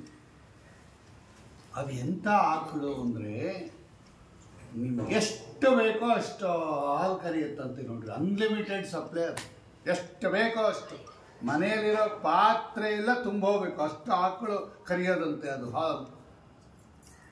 ಅವ್ರ ಹತ್ರ ವೈಶಿಷ್ಟ್ಯ ಅದು. ಆ ಹಸುವಿನ ವೈಶಿಷ್ಟ್ಯ ಎಂಥದ್ದು ಅಂದರೆ ಯಥೇಚ್ಛವಾಗಿ ಹಾಲು ಕೊಡ್ತಾ ಇತ್ತಂತೆ ಅದು. ಅಷ್ಟೇ ಅಲ್ಲ, ಆ ಹಾಲು ಹೆಂಗಿತ್ತಪ್ಪ ಅಂದರೆ ಅಮೃತ ಕುಡಿದಷ್ಟು ಸಿಹಿಯಾಗಿರೋದಂತೆ. ಅದಕ್ಕೆ ಇನ್ನೇನು ಬೆರೆಸೋದೇ ಬೇಡ, ಅಮೃತ ಕೊಡ್ದಂಗೆ ಕೊಡೋದಂತೆ. ಅಮೃತಮಯ ಆ ರುಚಿ. ಇನ್ನೊಂದೇನು ಅದರ ಸ್ಪೆಷಾಲಿಟಿ ಅಂದರೆ ಅದಕ್ಕೆ ನಾವೇನು ಹುಲ್ಲು ಗಿಲ್ಲು ಏನು ಹಾಕಬೇಕಾಗಿಲ್ವಂತೆ. ಹುಲ್ಲು ಇಲ್ಲ, ಹಿಂಡಿ ಇಲ್ಲ, ನಾವೇನು ಹಾಕಬೇಕಾಗಿಲ್ಲ. ಅದು ಮಾತ್ರ ಹಾಲು ಕೊಡುತ್ತೆ ನಮಗೆ. ಅದು ತಾನೇ ಎಲ್ಲಿ ಬೇಕೋ ಅದು ಸಂಚಾರ ಮಾಡಿ ಎಷ್ಟು ಬೇಕೋ ಅಷ್ಟು ಆಹಾರ ತಾನೇ ಸಂಪಾದನೆ ಮಾಡ್ಕೊಂಬತ್ತಂತೆ ಅದು. ಅಷ್ಟೇ ಅಲ್ಲ, ತನ್ನ ರಕ್ಷಣೆಯನ್ನು ತಾನೇ ಮಾಡ್ಕೊಂಬತ್ತಂತೆ ಅದು. ಈ ಬೇರೆ ಪ್ರಾಣಿಗಳು, ಹುಲಿ ಸಿಂಹ ಎಲ್ಲ ಬಂದು ತಿಂದರೆ ತನ್ನ ರಕ್ಷಣೆಯನ್ನು ತಾನೇ ಮಾಡ್ಕೊಂಬರುತ್ತಂತೆ. ಹೀಗೆ ದಿವ್ಯವಾಗಿರ್ತಕ್ಕಂಥ ಆಕಳು ಒಂದು ಕೊಟ್ಟರು,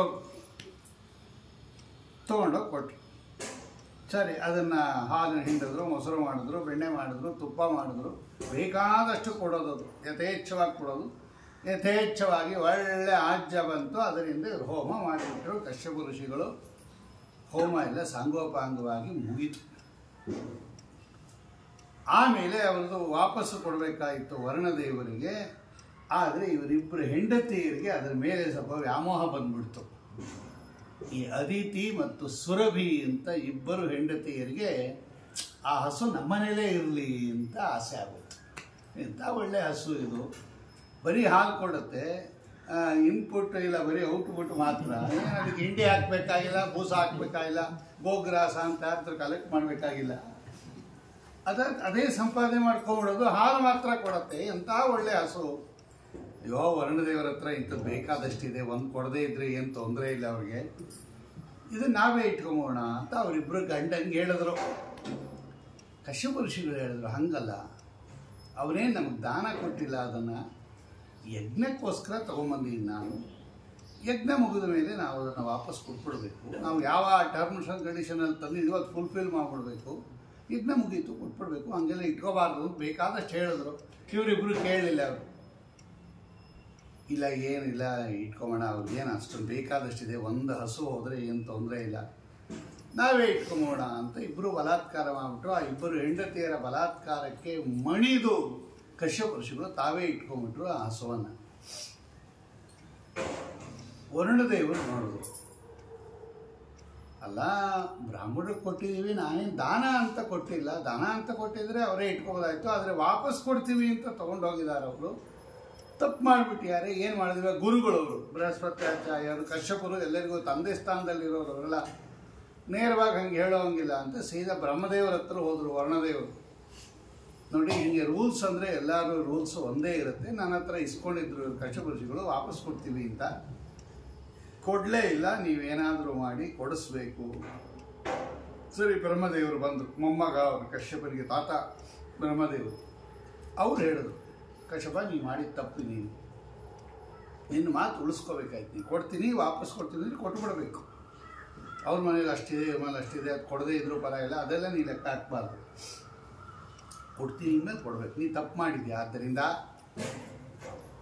ನೀನು ಗೋವನ್ನು ವಾಪಸ್ ಕೊಡಲಿಲ್ಲ. ಆದ್ದರಿಂದ ನೀನು ಗೋಪಾಲಕರ ವಂಶದಲ್ಲೇ ಹುಟ್ಟಬೇಕು ನೀನು ಅಂತ ಶಾಪ ಕೊಟ್ಬಿಟ್ರು. ನೀ ಮಾಡಿದ ತಪ್ಪಿಗೋಸ್ಕರವಾಗಿ ಈ ಗೋಪಾಲಕರ ವಂಶದಲ್ಲೇ ನೀನು ಬೆಳಿಬೇಕು, ಭೂಮಿಯಲ್ಲಿ ನೀನು ಅಲ್ಲೇ ಇರಬೇಕು ನೀನು ಅಂತ ಶಾಪ ಕೊಟ್ಬಿಟ್ರು. ಇವರಿಬ್ಬರು ನಿನ್ನ ಬುದ್ಧಿಯನ್ನು ಕೆಡಿಸಿರ್ತಕ್ಕಂಥ ಇವರಿಬ್ಬರೂ ಕೂಡ ಭೂಮಿಯಲ್ಲಿ ಹುಟ್ಟುತ್ತಾರೆ.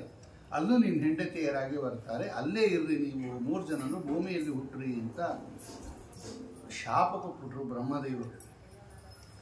ಅವನೇ ವಸುದೇವನಾಗಿ ಹುಟ್ಟಿದ್ರು ಕಶ್ಯಪ ಋಷಿಗಳು. ಆವಾಗ ವಸುದೇವ, ವಸು ಅಂದರೆ ಸಂಪತ್ತು.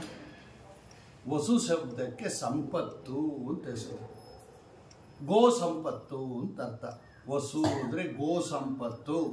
ಅದಕ್ಕೆ ದೇವ, ರಾಜ ಅಂದರೆ ಗೋ ಸಂಪತ್ತಿಗೆ ರಾಜನಾದ್ದರಿಂದ ಅವನಿಗೆ ವಸುದೇವ ಅಂತ ಹೆಸರು. ಇವಳು ದೇವಕಿಯಾಗಿ ಹೆಂಡತಿಯಾಗಿ ಬಂದು, ಅವಳು ರೋಹಿಣಿ ಅಂತ ಅವಳು ಬಂದು, ಸುರಭಿ. ಅವರಿಬ್ಬರೇ ಬಲಾತ್ಕಾರ ಮಾಡಿದ್ದು. ಆಮೇಲೆ ಅವರು ನೋಡಿ, ಯದ್ಯಪಿ ಅವನು ಕ್ಷತ್ರಿಯ ರಾಜ ವಸುದೇವ, ಶೂರಸೇನನ ಮಗ, ಆದರೆ ಅವನು ಡಿಪೆಂಡ್ ಆಗಿರೋದು ಈ ಹಸುವಿನ ಮೇಲೆ. ವಸು ಗೋ ಸಂಪತ್ತು, ಅದಕ್ಕೆ ಅವನಿಗೆ ವಸುದೇವ ಅಂತ ಹೆಸರು. ಇಲ್ಲಿ ಭೂಮಿಯಲ್ಲಿ ಅವರಿಬ್ಬರು ಬಂದಿದ್ದಾರೆ. ಆದರೆ ನಿನ್ನನ್ನು ಕುರಿತು ತಪಸ್ಸು ಮಾಡಿದ್ದಾರೆ. ನನ್ನ ಆದೇಶದಂತೆ 12,000 ವರ್ಷ ಕೇವಲ ನೀರನ್ನು ಕುಡಿದು, ಒಣಗಿದ ಎಲೆಯನ್ನು ತಿಂದು, ನೀರನ್ನು ಕುಡಿದು, ಕೇವಲ ಅಭಕ್ಷ, ಕೇವಲ ವಾಯುಭಕ್ಷ, ಗಾಳಿಯನ್ನು ಮಾತ್ರ ಸೇರಿಸ್ಕೊಂಡು ಒಂಟಿ ಕಾಲಲ್ಲಿ ನಿಂತ್ಕೊಂಡು ಘೋರ ತಪಸ್ಸು ಮಾಡಿದ್ದಾರೆ ಇವರಿಬ್ಬರು. ನೀನು ಮಗನಾಗಿ ಬರಬೇಕು ಅಂತ. ಹಾಗಾಗಿ ನೀನು ಭೂಮಿಯಲ್ಲಿ ಅವತಾರ ಮಾಡೋದಾದರೆ ಈ ವಸುದೇವ ದೇವಕಿಯರನ್ನು ನಿಮಿತ್ತ ಮಾಡಿಕೊಂಡು ಅವತಾರ ಮಾಡು ಅಂತ ಇಷ್ಟು ಕಥೆಯನ್ನು ಬ್ರಹ್ಮದೇವರು ಹೇಳುತ್ತಾರೆ. ಆಗಲಿ ಎಂದ ಭಗವಂತ. ಆಗಲಿ ಎಂಬುದಾಗಿ ಹೇಳಿ ಪರಮಾತ್ಮ ನಾನಿಲ್ಲಿ ಅವತಾರ ಮಾಡ್ತೀವಿ ಅಂತ ಹೇಳಿ ಇಷ್ಟು ವ್ಯವಸ್ಥೆ ಮಾಡಿಬಿಟ್ಟು ಆಯಿತು ಅಂದ ಭಗವಂತ. ನಾನು ಅವತಾರ ಮಾಡ್ತೀನಿ, ವಸುದೇವ ದೇವಕಿಯನ್ನು ನಿಮಿತ್ತ ಅವತಾರ ಮಾಡ್ತೀನಿ, ಯೋಚನೆ ಮಾಡಬೇಡ್ರಿ, ನಿಮ್ಮೆಲ್ಲರ ಭಯವನ್ನು ಪರಿಹಾರ ಮಾಡ್ತೀನಿ ಅಂತ ಭಗವಂತ ಅಭಯ ಕೊಟ್ಟ, ಎಲ್ಲರಿಗೂ ಅನುಗ್ರಹ ಮಾಡ್ದ. ಇದು ಹರಿವಂಶದಲ್ಲಿದೆ. ಯಾಕಲ್ಲಿ ಭಗವಂತ ಅವತಾರ ಮಾಡ್ದ, ಯಾರವರು ಅನ್ನೋ ಕತೆ ಭಾಗವತದಲ್ಲಿಲ್ಲ, ಇಲ್ಲಿದೆ. ಇದನ್ನು ಹೇಳುತ್ತಾರೆ. ಇಷ್ಟಾದ ಮೇಲೆ ಈ ನಾರದರು ಸೀದಾ ಈ ಭೂಲೋಕಕ್ಕೆ ಬಂದರು. ಭೂಲೋಕಕ್ಕೆ ಬಂದ್ಬಿಟ್ಟು ಸೀದಾ ಮಥುರಾಪಟ್ಟಣಕ್ಕೆ ಬಂದರು. ಮಥುರಾಪಟ್ಟಣಕ್ಕೆ ಬಂದ ಮೇಲೆ ಕಂಸನ ಹತ್ರ ಹೋದರು ನಾರದರು. ಇಲ್ಲಿ ಆಡ್ತಾ ಇದ್ದ ಅವನು ಕಂಸ. ಅವ್ರನ್ನ ಎಲ್ಲ ಕಡೆ ತಿರುಗಾಡ್ತಾ ಇರ್ತಾರೆ ನಾರದರು. ಅಲ್ಲಷ್ಟು ಮೀಟಿಂಗಲ್ಲಿ ಪಾಲ್ಗೊಂಡು ಇಲ್ಲಿ ಬಂದರು. ಮಥುರಾಪಟ್ಟಣಕ್ಕೆ ಬಂದು ಕಂಸನ ಹತ್ರ ಬಂದರು. ಕಂಸ ಅವನು ಕೂಡಿಸ್ದ, ಸ್ವಾಗತ ಮಾಡ್ದ, ಒಳ್ಳೆ ಆಸನದಲ್ಲಿ ಕೂಡಿಸ್ದ. ಆಮೇಲೆ ಹೇಳಿದ್ರು, ನೋಡು ನಾನೆಲ್ಲ ಚೆನ್ನಾಗಿದ್ದೀನಿ, ಹೀಗೆ ಸಂಚಾರ ಮಾಡ್ತಾ ಮಾಡ್ತಾ ಮಾಡ್ತಾ ಮಾಡ್ತಾ ಸ್ವರ್ಗಕ್ಕೆ ಹೋಗಿದ್ದೆ, ಅಲ್ಲೋಗಿದ್ದೆ, ಇಲ್ಲೋಗಿದ್ದೆ. ಹಾಗೇ ಮೇರು ಪರ್ವತಕ್ಕೆ ಬಂದಾಗ ಅಲ್ಲಿ ಬ್ರಹ್ಮದೇವರ ಆಸ್ಥಾನದಲ್ಲಿ ಒಂದು ಮೀಟಿಂಗ್ ನಡೀತಾ ಇತ್ತು. ನಾನು ಹೋದೆ, ಅಲ್ಲಿ ಕೂತಿದ್ದೆ. ಅಲ್ಲಿ ನಿಂದೇ ವಿಷಯ ಬಂತು ಅಂದರು ನಾರದರು. ಈ ಕಂಸನ ಹತ್ರ ಬಂದ್ಬಿಟ್ರು. ಏನು ಅಂತ ಕೇಳಿದ್ರೆ, ದೇವಕಿ ವಸುದೇವ ಇದಾರಲ್ಲ, ಅವರನ್ನು ನಿಮಿತ್ತ ಮಾಡಿಕೊಂಡು ಪರಮಾತ್ಮ ಅವತಾರ ಮಾಡ್ತಾನೆ. ಆ 8ನೇ ಗರ್ಭವಾಗಿ ಅವತಾರ ಮಾಡ್ತಾನೆ. ಆ ಗರ್ಭನೇ ಅವನು ಪರಬ್ರಹ್ಮ, ಅವನು ಪರಾತ್ಪರ. ಹಿಂದೆ ನಿಮ್ಮನ್ನೆಲ್ಲ ತಾರಕಾಮಯ ಸಂಗ್ರಾಮದಲ್ಲಿ ಸಂಹಾರ ಮಾಡಿದ್ದ ಅವನೇ ಈಗಲೂ ಅವತಾರ ಮಾಡ್ತಾನೆ. ಅವನು ನಿನ್ನನ್ನು ಸಂಹಾರ ಮಾಡ್ತಾನೆ ಅಂತ ಅಷ್ಟು ವಿಷಯನೂ ಇಲ್ಲೂ ಹೇಳಿಬಿಟ್ರು ನಾರದರು ಬಂದು ಕಂಸನಿಗೆ. ಆವಾಗಲೇ ಅವನು ಈ ವಸುದೇವ ದೇವಕಿಯವರನ್ನೆಲ್ಲ ಬಂಧನಕ್ಕೆ ಹಾಕೋದು. ಇಷ್ಟು ವ್ಯತ್ಯಾಸ ಭಾಗವತಕ್ಕೂ ಹರಿವಂಶಕ್ಕೂ ಇದೆ. ನಕ್ಕು ಬಿಟ್ಟ ಅವನು ಬೇಕಾದಷ್ಟು, ಆಮೇಲೆ ಕಳಿಸ್ಬಿಟ್ಟ. ಆಮೇಲೆ ನಕ್ಕದ ಅವನು. ಈ ನಾರದ್ರ ಕೆಲಸನೇ ಹಿಂಗೆ, ಅಲ್ಲೋಗಿ ಅಲ್ಲಿ ಹೇಳ್ತಾರೆ, ಇಲ್ಲೋಗಿ ಹಿಂಗೆ ಹೇಳ್ತಾರೆ. ಇವನು ಗಾಬರಿ, ಇವನು ಸ್ವಲ್ಪ ಏನೋ ತಿಳ್ಕೊಂಬಿಟ್ಟು ಎಲ್ಲ ಹೇಳ್ತಾರೆ. ಒಂಚೂರು ಯಾರಾದರೂ ಹೇಳಿದ್ರೆ ಹೆದರ್ಕೊಂಬಿಟ್ಟದನ್ನ ಜಾಸ್ತಿ ಅಂತ ಹೇಳಿ ನನ್ನ ಯಾರು ಸಂಹಾರ ಮಾಡ್ತಾರೆ, ನಾನು ಅಂಥವನು ಇಂಥವನು ಅಂತ ಜಂಬ ಕುಚ್ಕೊಂಡು ಆಗ ಅವರೆಲ್ಲ ಒಂದು ಮೀಟಿಂಗ್ ಮಾಡ್ತಾನೆ. ಅವನು ಇವನ್ನೆಲ್ಲ ಕರೆಸ್ತಾನೆ. ಇವನು ಕೇಶಿ, ಪ್ರಲಂಬಾಸುರ, ಧೇನುಕ, ಅರಿಷ್ಟ, ಪೂತನ, ಕಾಳಿಂಗ ಇವನ್ನೆಲ್ಲ ಕರೆಸಿ, ನೀವೆಲ್ಲ ಭೂಮಿಯಲ್ಲಿ ಸುತ್ತಾಡ್ತಾ ಇದ್ರಿ, ಯಾರ್ಯಾರು ಕೃಷ್ಣ ಪಕ್ಷವನ್ನು ಅಂದರೆ ದೇವತಾ ಪಕ್ಷವನ್ನು ಹಿಡಿತಾರೋ ಅವ್ರನ್ನೆಲ್ಲ ಸಂಹಾರ ಮಾಡಿಬಿಡ್ರಿ, ಬೇರೆಯವನ್ನೆಲ್ಲ ನೀವು ಸಂಹಾರ ಮಾಡಿರಿ, ನಾನು ಕೃಷ್ಣನನ್ನು ಅಥವಾ ನಾರಾಯಣನನ್ನು ನೋಡ್ಕೋತೀನಿ ಅಂತ ಹೇಳಿ ನೀವು ಈ ನಾರದರು ಹೇಳ್ತಾರೆ ಅಂತ ಹೆದರ್ಕೊಂಬೇಡಿ, ಇವರು ಭಾಳ ಚಿಕ್ಕದ ಹೆದರ್ಕೊಂಡ್ಬಿಡ್ತಾರೆ ಇವರು ಅಂತ ಹೇಳಿ ಆಮೇಲೆ ದೇವಕಿಯನ್ನು ವಸುದೇವನನ್ನು ಸೆರೆಮನೆಗೆ ಹಾಕಿಬಿಡ್ತಾನೆ ಅಂತ ಇಷ್ಟು ಕಥೆ ಹರಿವಂಶದಲ್ಲಿ ಹೇಳಿದ್ದಾರೆ. ಇದರಿಂದ ಮುಂದೆ ಎಲ್ಲ ಹಾಗೆ ಇದೆ. ಅದರ ಜೊತೆಯಲ್ಲಿ ಇಲ್ಲೊಂದು ಆರ್ಯಾಸ್ತವ ಅಂತ ಬಂದಿದೆ. ಇದು ಹರಿವಂಶದ ವಿಶೇಷ. ಆರ್ಯಾಸ್ತವ ಅಂದರೆ ತಾಯಿಯಾಗಿರ್ತಕ್ಕಂತಹ ದುರ್ಗಾದೇವಿಯ ಸ್ತೋತ್ರ. ಈ ದುರ್ಗಾದೇವಿಯ ಸ್ತೋತ್ರವನ್ನು ವಿಶೇಷವಾಗಿ ಈ ಹರಿವಂಶದಲ್ಲಿ ಹೇಳುತ್ತಾರೆ. ಅಂದರೆ ವೈಶಂಪಾಯನರು ಜನಮೇಜಯರಾಜನಿಗೆ ಹೇಳುತ್ತಾರೆ, ನಿಂಗೆ ಈ ದುರ್ಗಾದೇವಿ ಅವತಾರ ಮಾಡ್ತಾಳಲ್ಲ 7ನೇ ಕೂಸಾಗಿ, ಆ ಸಂದರ್ಭದಲ್ಲಿ ಅಂದರೆ ಏನು, ಒಟ್ಟು 6 ಜನ ಮಕ್ಕಳು ಹುಟ್ಟಿದ್ರು. 6 ಜನ ಮಕ್ಕಳನ್ನು ಕಂಸ ಸಂಹಾರ ಮಾಡಿಬಿಟ್ಟ. ಆ ಕಥೆ ಎಲ್ಲ ಹಾಗೆ ಇದೆ ಹರಿವಂಶದಲ್ಲಿ. ಈ 7ನೇ ಗರ್ಭವಾಗಿ ಬಲರಾಮ ಬಂದ, ಅರ್ಥಾತ್ ಶೇಷದೇವರು ಬಂದರು. ಶೇಷದೇವರು ದೇವಕಿ ದೇವಿಯ ಉದರದಲ್ಲಿದ್ದಾಗ ಭಗವಂತನ ಆಜ್ಞೆಯಂತೆ ಯೋಗಮಾಯ ದುರ್ಗಾದೇವಿಯನ್ನು ಕರೆದ ಭಗವಂತ. ದುರ್ಗಾದೇವಿ ಬಾಯಿಲ್ಲಿ ಅಂತ ಹೇಳಿ ನೀನು 2 ಕೆಲಸ ಮಾಡಬೇಕು. ಒಂದು, ಈ ಏನು ಗರ್ಭ ಇದೆ ದೇವಕಿಯ ಉದರದಲ್ಲಿ 3 ತಿಂಗಳಾಗಿತ್ತು, ಅದನ್ನು ಎಳೆದು ಬಿಡು.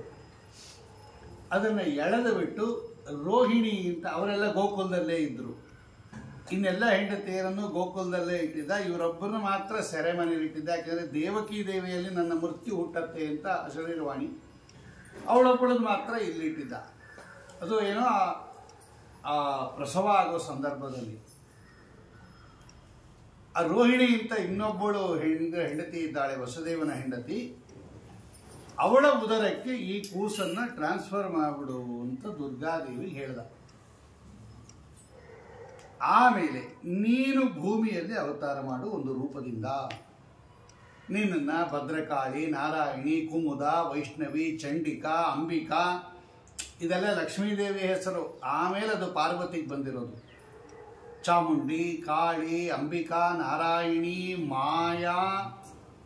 ಇವತ್ತು ಪಾರ್ವತಿಗೆ ನಾವು ಏನೇನು ಹೆಸರು ಹೇಳ್ತೀವೋ ಅದೆಲ್ಲ ಮೂಲತಃ ದುರ್ಗಾದೇವಿ ಹೆಸರದು.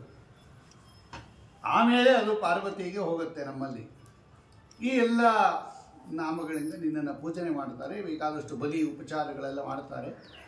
ನೀನು ಜಗತ್ತಿನಲ್ಲಿ ತುಂಬ ಪ್ರಸಿದ್ಧಿ ಆಗ್ತೀಯ, ಹೋಗು ಅಂತ ಕಳಿಸ್ತಾ ಭಗವಂತ ತನ್ನ ಹೆಂಡತಿ ದುರ್ಗಾದೇವಿ ಯೋಗಮಾಯನನ್ನು. ಆ ಸಂದರ್ಭದಲ್ಲಿ ಯೋಗಮಾಯ ಅಂದರೆ ದುರ್ಗಾದೇವಿ ಬಂದು ಅವತಾರ ಮಾಡುವ ಸಂದರ್ಭದಲ್ಲಿ ಇಲ್ಲಿ ಒಂದು ಆರ್ಯಾಸ್ತವ ಅಂತ ಇದೆ. ಆರ್ಯಾಸ್ತವ ಅಂದರೆ ದುರ್ಗಾದೇವಿ ತಾಯಿಯವಳು. ಅಂತಹ ದೇವಿಯಾಗಿರ್ತಕ್ಕಂಥ ದುರ್ಗಾದೇವಿಯನ್ನು ವರ್ಣನೆ ಮಾಡತಕ್ಕಂತಹ ಒಂದು ಸ್ತೋತ್ರ ಇದೆ. ಅತ್ಯದ್ಭುತವಾಗಿರ್ತಕ್ಕಂಥ ಸ್ತೋತ್ರ ನೋಡಿ. ಆರ್ಯ ಕಾತ್ಯಾಯಿನಿ ದೇವಿ ಕೌಶಿಕೀ ಬ್ರಹ್ಮಚಾರಿಣೀ ಜನನೀ ಸಿದ್ಧಸೇನಸ್ಯ ಉಗ್ರಚಾರಿ ಮಹಾಬಲ ಜಯಾ ಚ ವಿಜಯಾ ಚೈವ ಪುಷ್ಟಿಃ ತುಷ್ಟಿಃ ಕ್ಷಮಾದಯ ಜ್ಯೇಷ್ಠಾಯಮಸ್ಯ ಭಗಿನಿ ನೀಲಕೌಶೇಯವಾಸಿನಿ ಬಹುರೂಪಾ ವಿರೂಪಾ ಚ ಅನೇಕ ವಿಧಿಚಾರಿಣಿ ವಿರೂಪಾಕ್ಷಿ ವಿಶಾಲಾಕ್ಷಿ ಭಕ್ತಾನಾಂ ಪರಿರಕ್ಷಯೇ ಪರ್ವತಾಗ್ರೇಷು ಘೋರೇಷು ನದೀಚು ಚ ಗುಹಾಸು ಚ ವಾಸಸ್ತವ ಮಹಾದೇವಿ ವನೇಷು ಉಪವನೇಷು ಚ. ಇಂತಹ ನೀನು ಇಲ್ಲೆಲ್ಲ ವಾಸ ಮಾಡ್ತೀಯ, ಇಂತಹ ಹೆಸರಿಂದ ಕೂಡಿದ್ಯಾ, ಇಂತಹ ಆಯುಧಗಳನ್ನು ಧಾರಣೆ ಮಾಡಿದ್ಯಾ, ಈ ರೀತಿ ನಿನ್ನನ್ನು ಯಾರ್ಯಾರು ಸ್ತೋತ್ರ ಮಾಡುತ್ತಾರೆ ಅವರೆಲ್ಲ ಉತ್ತಮ ಗತಿಯನ್ನು ಹೊಂದುತ್ತಾರೆ ಅಂತ ಇದಕ್ಕೆ ಆರ್ಯಾಸ್ತವ ಅಂತ ಕರೀತಾರೆ. ಅವರು ಹೇಳ್ತಾರೆ, ಇಮಂ ಯಸ್ತು ಸ್ತವಂ ದಿವ್ಯಂ ಇತಿ ವ್ಯಾಸ ಪ್ರಕೀರ್ಪಿತಂ. ಮಹಾಭಾರತದಲ್ಲೇ ಇದೆ ಇದು. ಯಃ ಪಠೇತ್ ಶೃಣುಯಾಧ್ಯಾಯ ಶುಚಿ ಪ್ರಯತಮಾನಸ ಪ್ರತ್ಯುತ್ತಾಯ ತ್ರಿಭಿರ್ಮಾಸೈ ಕಾಂಕ್ಷಿತಂಚ ಫಲಂ ವೈ ಸಂಪ್ರಯಚ್ಛತಿ. 3 ತಿಂಗಳ ಒಳಗಾಗಿ ಯಾರು ಈ ಸ್ತೋತ್ರವನ್ನು ಆರ್ಯಾಸ್ತವವನ್ನು ಪಾರಾಯಣ ಮಾಡ್ತಾರೋ ಭಗವಂತ ಅವರಿಗೆಲ್ಲ ಅನುಗ್ರಹ ಮಾಡಿಬಿಡ್ತಾನೆ ದುರ್ಗಾದೇವಿಯ ಮುಖಾಂತರ. ಆಮೇಲೆ ಯಾರು ಕಣ್ಣಿರೋದಿಲ್ಲ ಅವರು ಯಾರು 3 ತಿಂಗಳು ಇದನ್ನು ಪಠನೆ ಮಾಡ್ತಾರೆ ಅವರಿಗೆ ಕಣ್ಣು ಬರುತ್ತೆ, ಸರ್ವ ಕಾಮನಾಗಳನ್ನು ಪೂರ್ಣ ಮಾಡ್ತಾಳೆ. ಅವರು 6 ತಿಂಗಳಲ್ಲಿ ಯಾರು ಮಾಡ್ತಾರೆ ಅವರಿಗೆ ವರ ಕೊಡ್ತೀಯ ಅಂತ ಬೇಕಾದಷ್ಟಿದೆ. ವ್ಯಾಧಿ ಮೃತ್ಯು ಭಯಂ ಚೈವ ಪೂಜಿತಾ ಶಮಯಿಷ್ಯಸಿ ಭವಿಷ್ಯಸಿ ಮಹಾಭಾಗೆ ವರದಾ ಕಾಮರೂಪಿಣಿ ಮೋಹಯಿತ್ವಾ ಚಕಂ ಸಾಂ ಏಕಾಂ ತ್ವಾಂ ಮೋಕ್ಷಸೇ ಜಗತ್. ಇದು ಆರ್ಯಾಸ್ತವ ಅಂತ ಇದೆ. ಈ ಆರ್ಯಾಸ್ತವವನ್ನು ಇಲ್ಲೊಂದು ವಿಶೇಷವಾಗಿ ನಿರೂಪ ಮಾಡಿ ಅದನ್ನು ಅಂತರ್ಭಾವ ಮಾಡಿದ್ದಾರೆ. ಅಂತಹ ಆರ್ಯಾಸ್ತವ ಅಂತ ಸ್ತೋತ್ರ ಮಾಡ್ತಾರೆ ಆವಾಗ ಅವತಾರ ಮಾಡಿದಾಗ. ಇಲ್ಲಿ ಇನ್ನೊಂದು ಪ್ರಶ್ನೆ ಏನು ಬಂತು ನಮಗೆ ಅಂದರೆ, ದೇವಕೀ ದೇವಿಯ ಉದರದಲ್ಲಿ ಶೇಷದೇವರಿದ್ದರು. ಆ ಶೇಷದೇವರನ್ನು ಎಳೆದು ಬಿಟ್ಟು ರೋಹಿಣಿ ಉದರಕ್ಕೆ ಬಿಟ್ಲಿವಳು. ದೇವಕಿ ಗರ್ಭ ಸ್ರಾವ ಆಗೋಯ್ತು ಅಂತ ಎಲ್ಲರೂ ತಿಳ್ಕೊಂಬಿಟ್ರು. ಕಂಸ ಹುಡುಕಿಸ್ತಾನೆ ಅದು ಆ ಸ್ರಾವ ಆಗಿರ್ತಕ್ಕಂಥ ಗರ್ಭ ಎಲ್ಲಿದೆ ಅಂತ.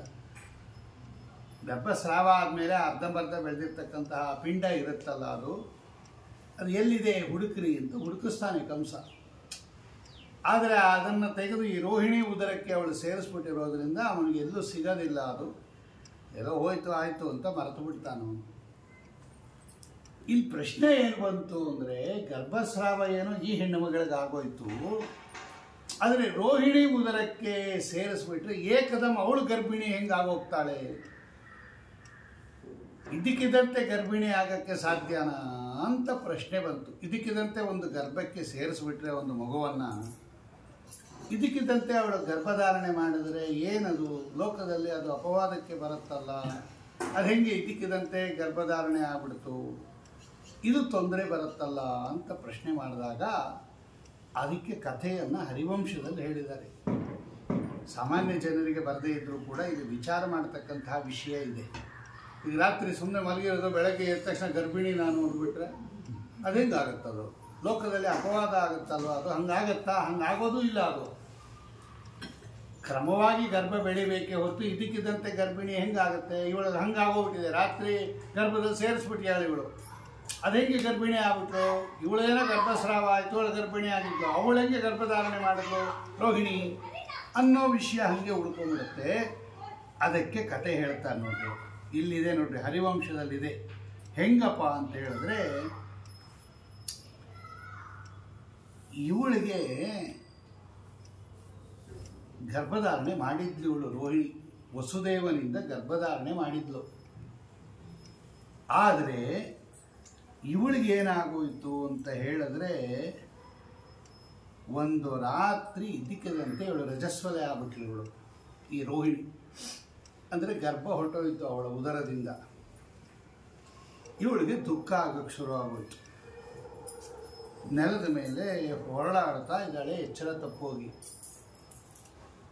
ಆ ಸಂದರ್ಭದಲ್ಲಿ ದುರ್ಗಾದೇವಿ ಕನಸಿನಲ್ಲಿ ಬಂದು ಹೇಳುತ್ತಾಳೆ ರೋಹಿಣಿಗೆ, ನೋಡಿ ಟ್ರಾನ್ಸ್ಫರ್ ಆಗಿರೋ ಗರ್ಭ ಅಂದರೆ ಹೀಗೆ ಸುಮ್ಮನೆ ಬಂದು ಅವಳ ಗರ್ಭದಲ್ಲಿ ಸ್ಥಾಪನೆ ಮಾಡಲಿಲ್ಲ, ಅವಳಿಗಾಗಲೇ ಗರ್ಭಿಣಿ ಆಗಿದ್ಲು.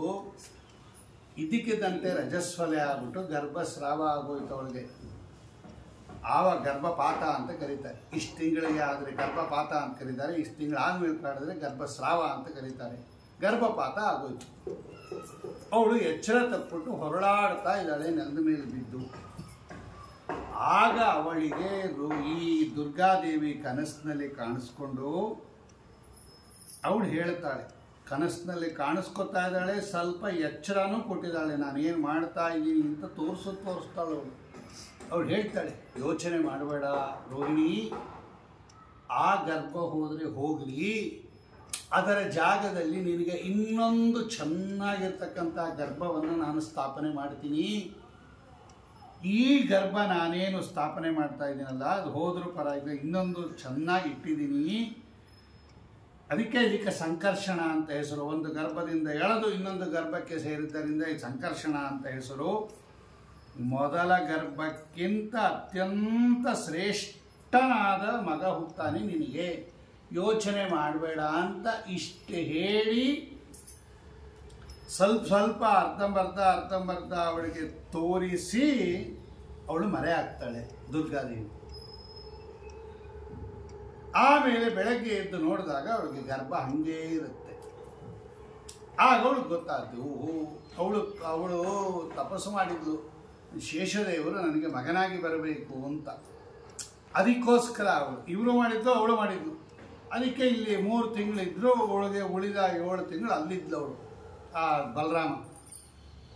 ಆಮೇಲೆ ಬೆಳಗ್ಗೆ ನೋಡಿದಾಗ ಗರ್ಭ ಹಂಗೆ ಇರುತ್ತೆ, ಭಾಳ ಸಂತೋಷ ಪಡ್ತಾಳೆ. ಅದರಿಂದ ಗೊತ್ತಿಲ್ಲದೇನೆ ಹಂಗೆ ಸೇರಿಸ್ಬಿಟ್ಟು ಇದ್ದಕ್ಕಿದ್ದಂತೆ ಹೆಂಗೆ ಗರ್ಭಿಣಿ ಆಗ್ಬಿಟ್ಲು ಅಂತ ಇಟ್ಕೋಬೇಡ್ರಿ, ಕತೆ ಹಿಂಗೆ ಇರ್ತಕ್ಕಂಥದ್ದು ಅಂತ ಹೇಳಿ ಅವಳಿಗೆ ಭಾಳ ಸಂತೋಷ ಆಯಿತು. ಒಳ್ಳೆ ಸತ್ಸಂತಾನ ಆಗುತ್ತೆ, ಶ್ರೇಷ್ಠನಾಗ್ತಾನೆ, ಮಹಾಶಾಲಿ ಆಗ್ತಾನೆ, ಬಲಶಾಲಿ ಆಗ್ತಾನೆ. ಎಲ್ಲರನ್ನ ಆಕರ್ಷಣೆ ಮಾಡೋದ್ರಿಂದ ರಾಮ ಅನ್ನಿಸ್ಕೋತಾನೆ, ಬಲಶಾಲಿ ಆದ್ದರಿಂದ ಬಲ ಅನ್ನಿಸ್ಕೋತಾನೆ.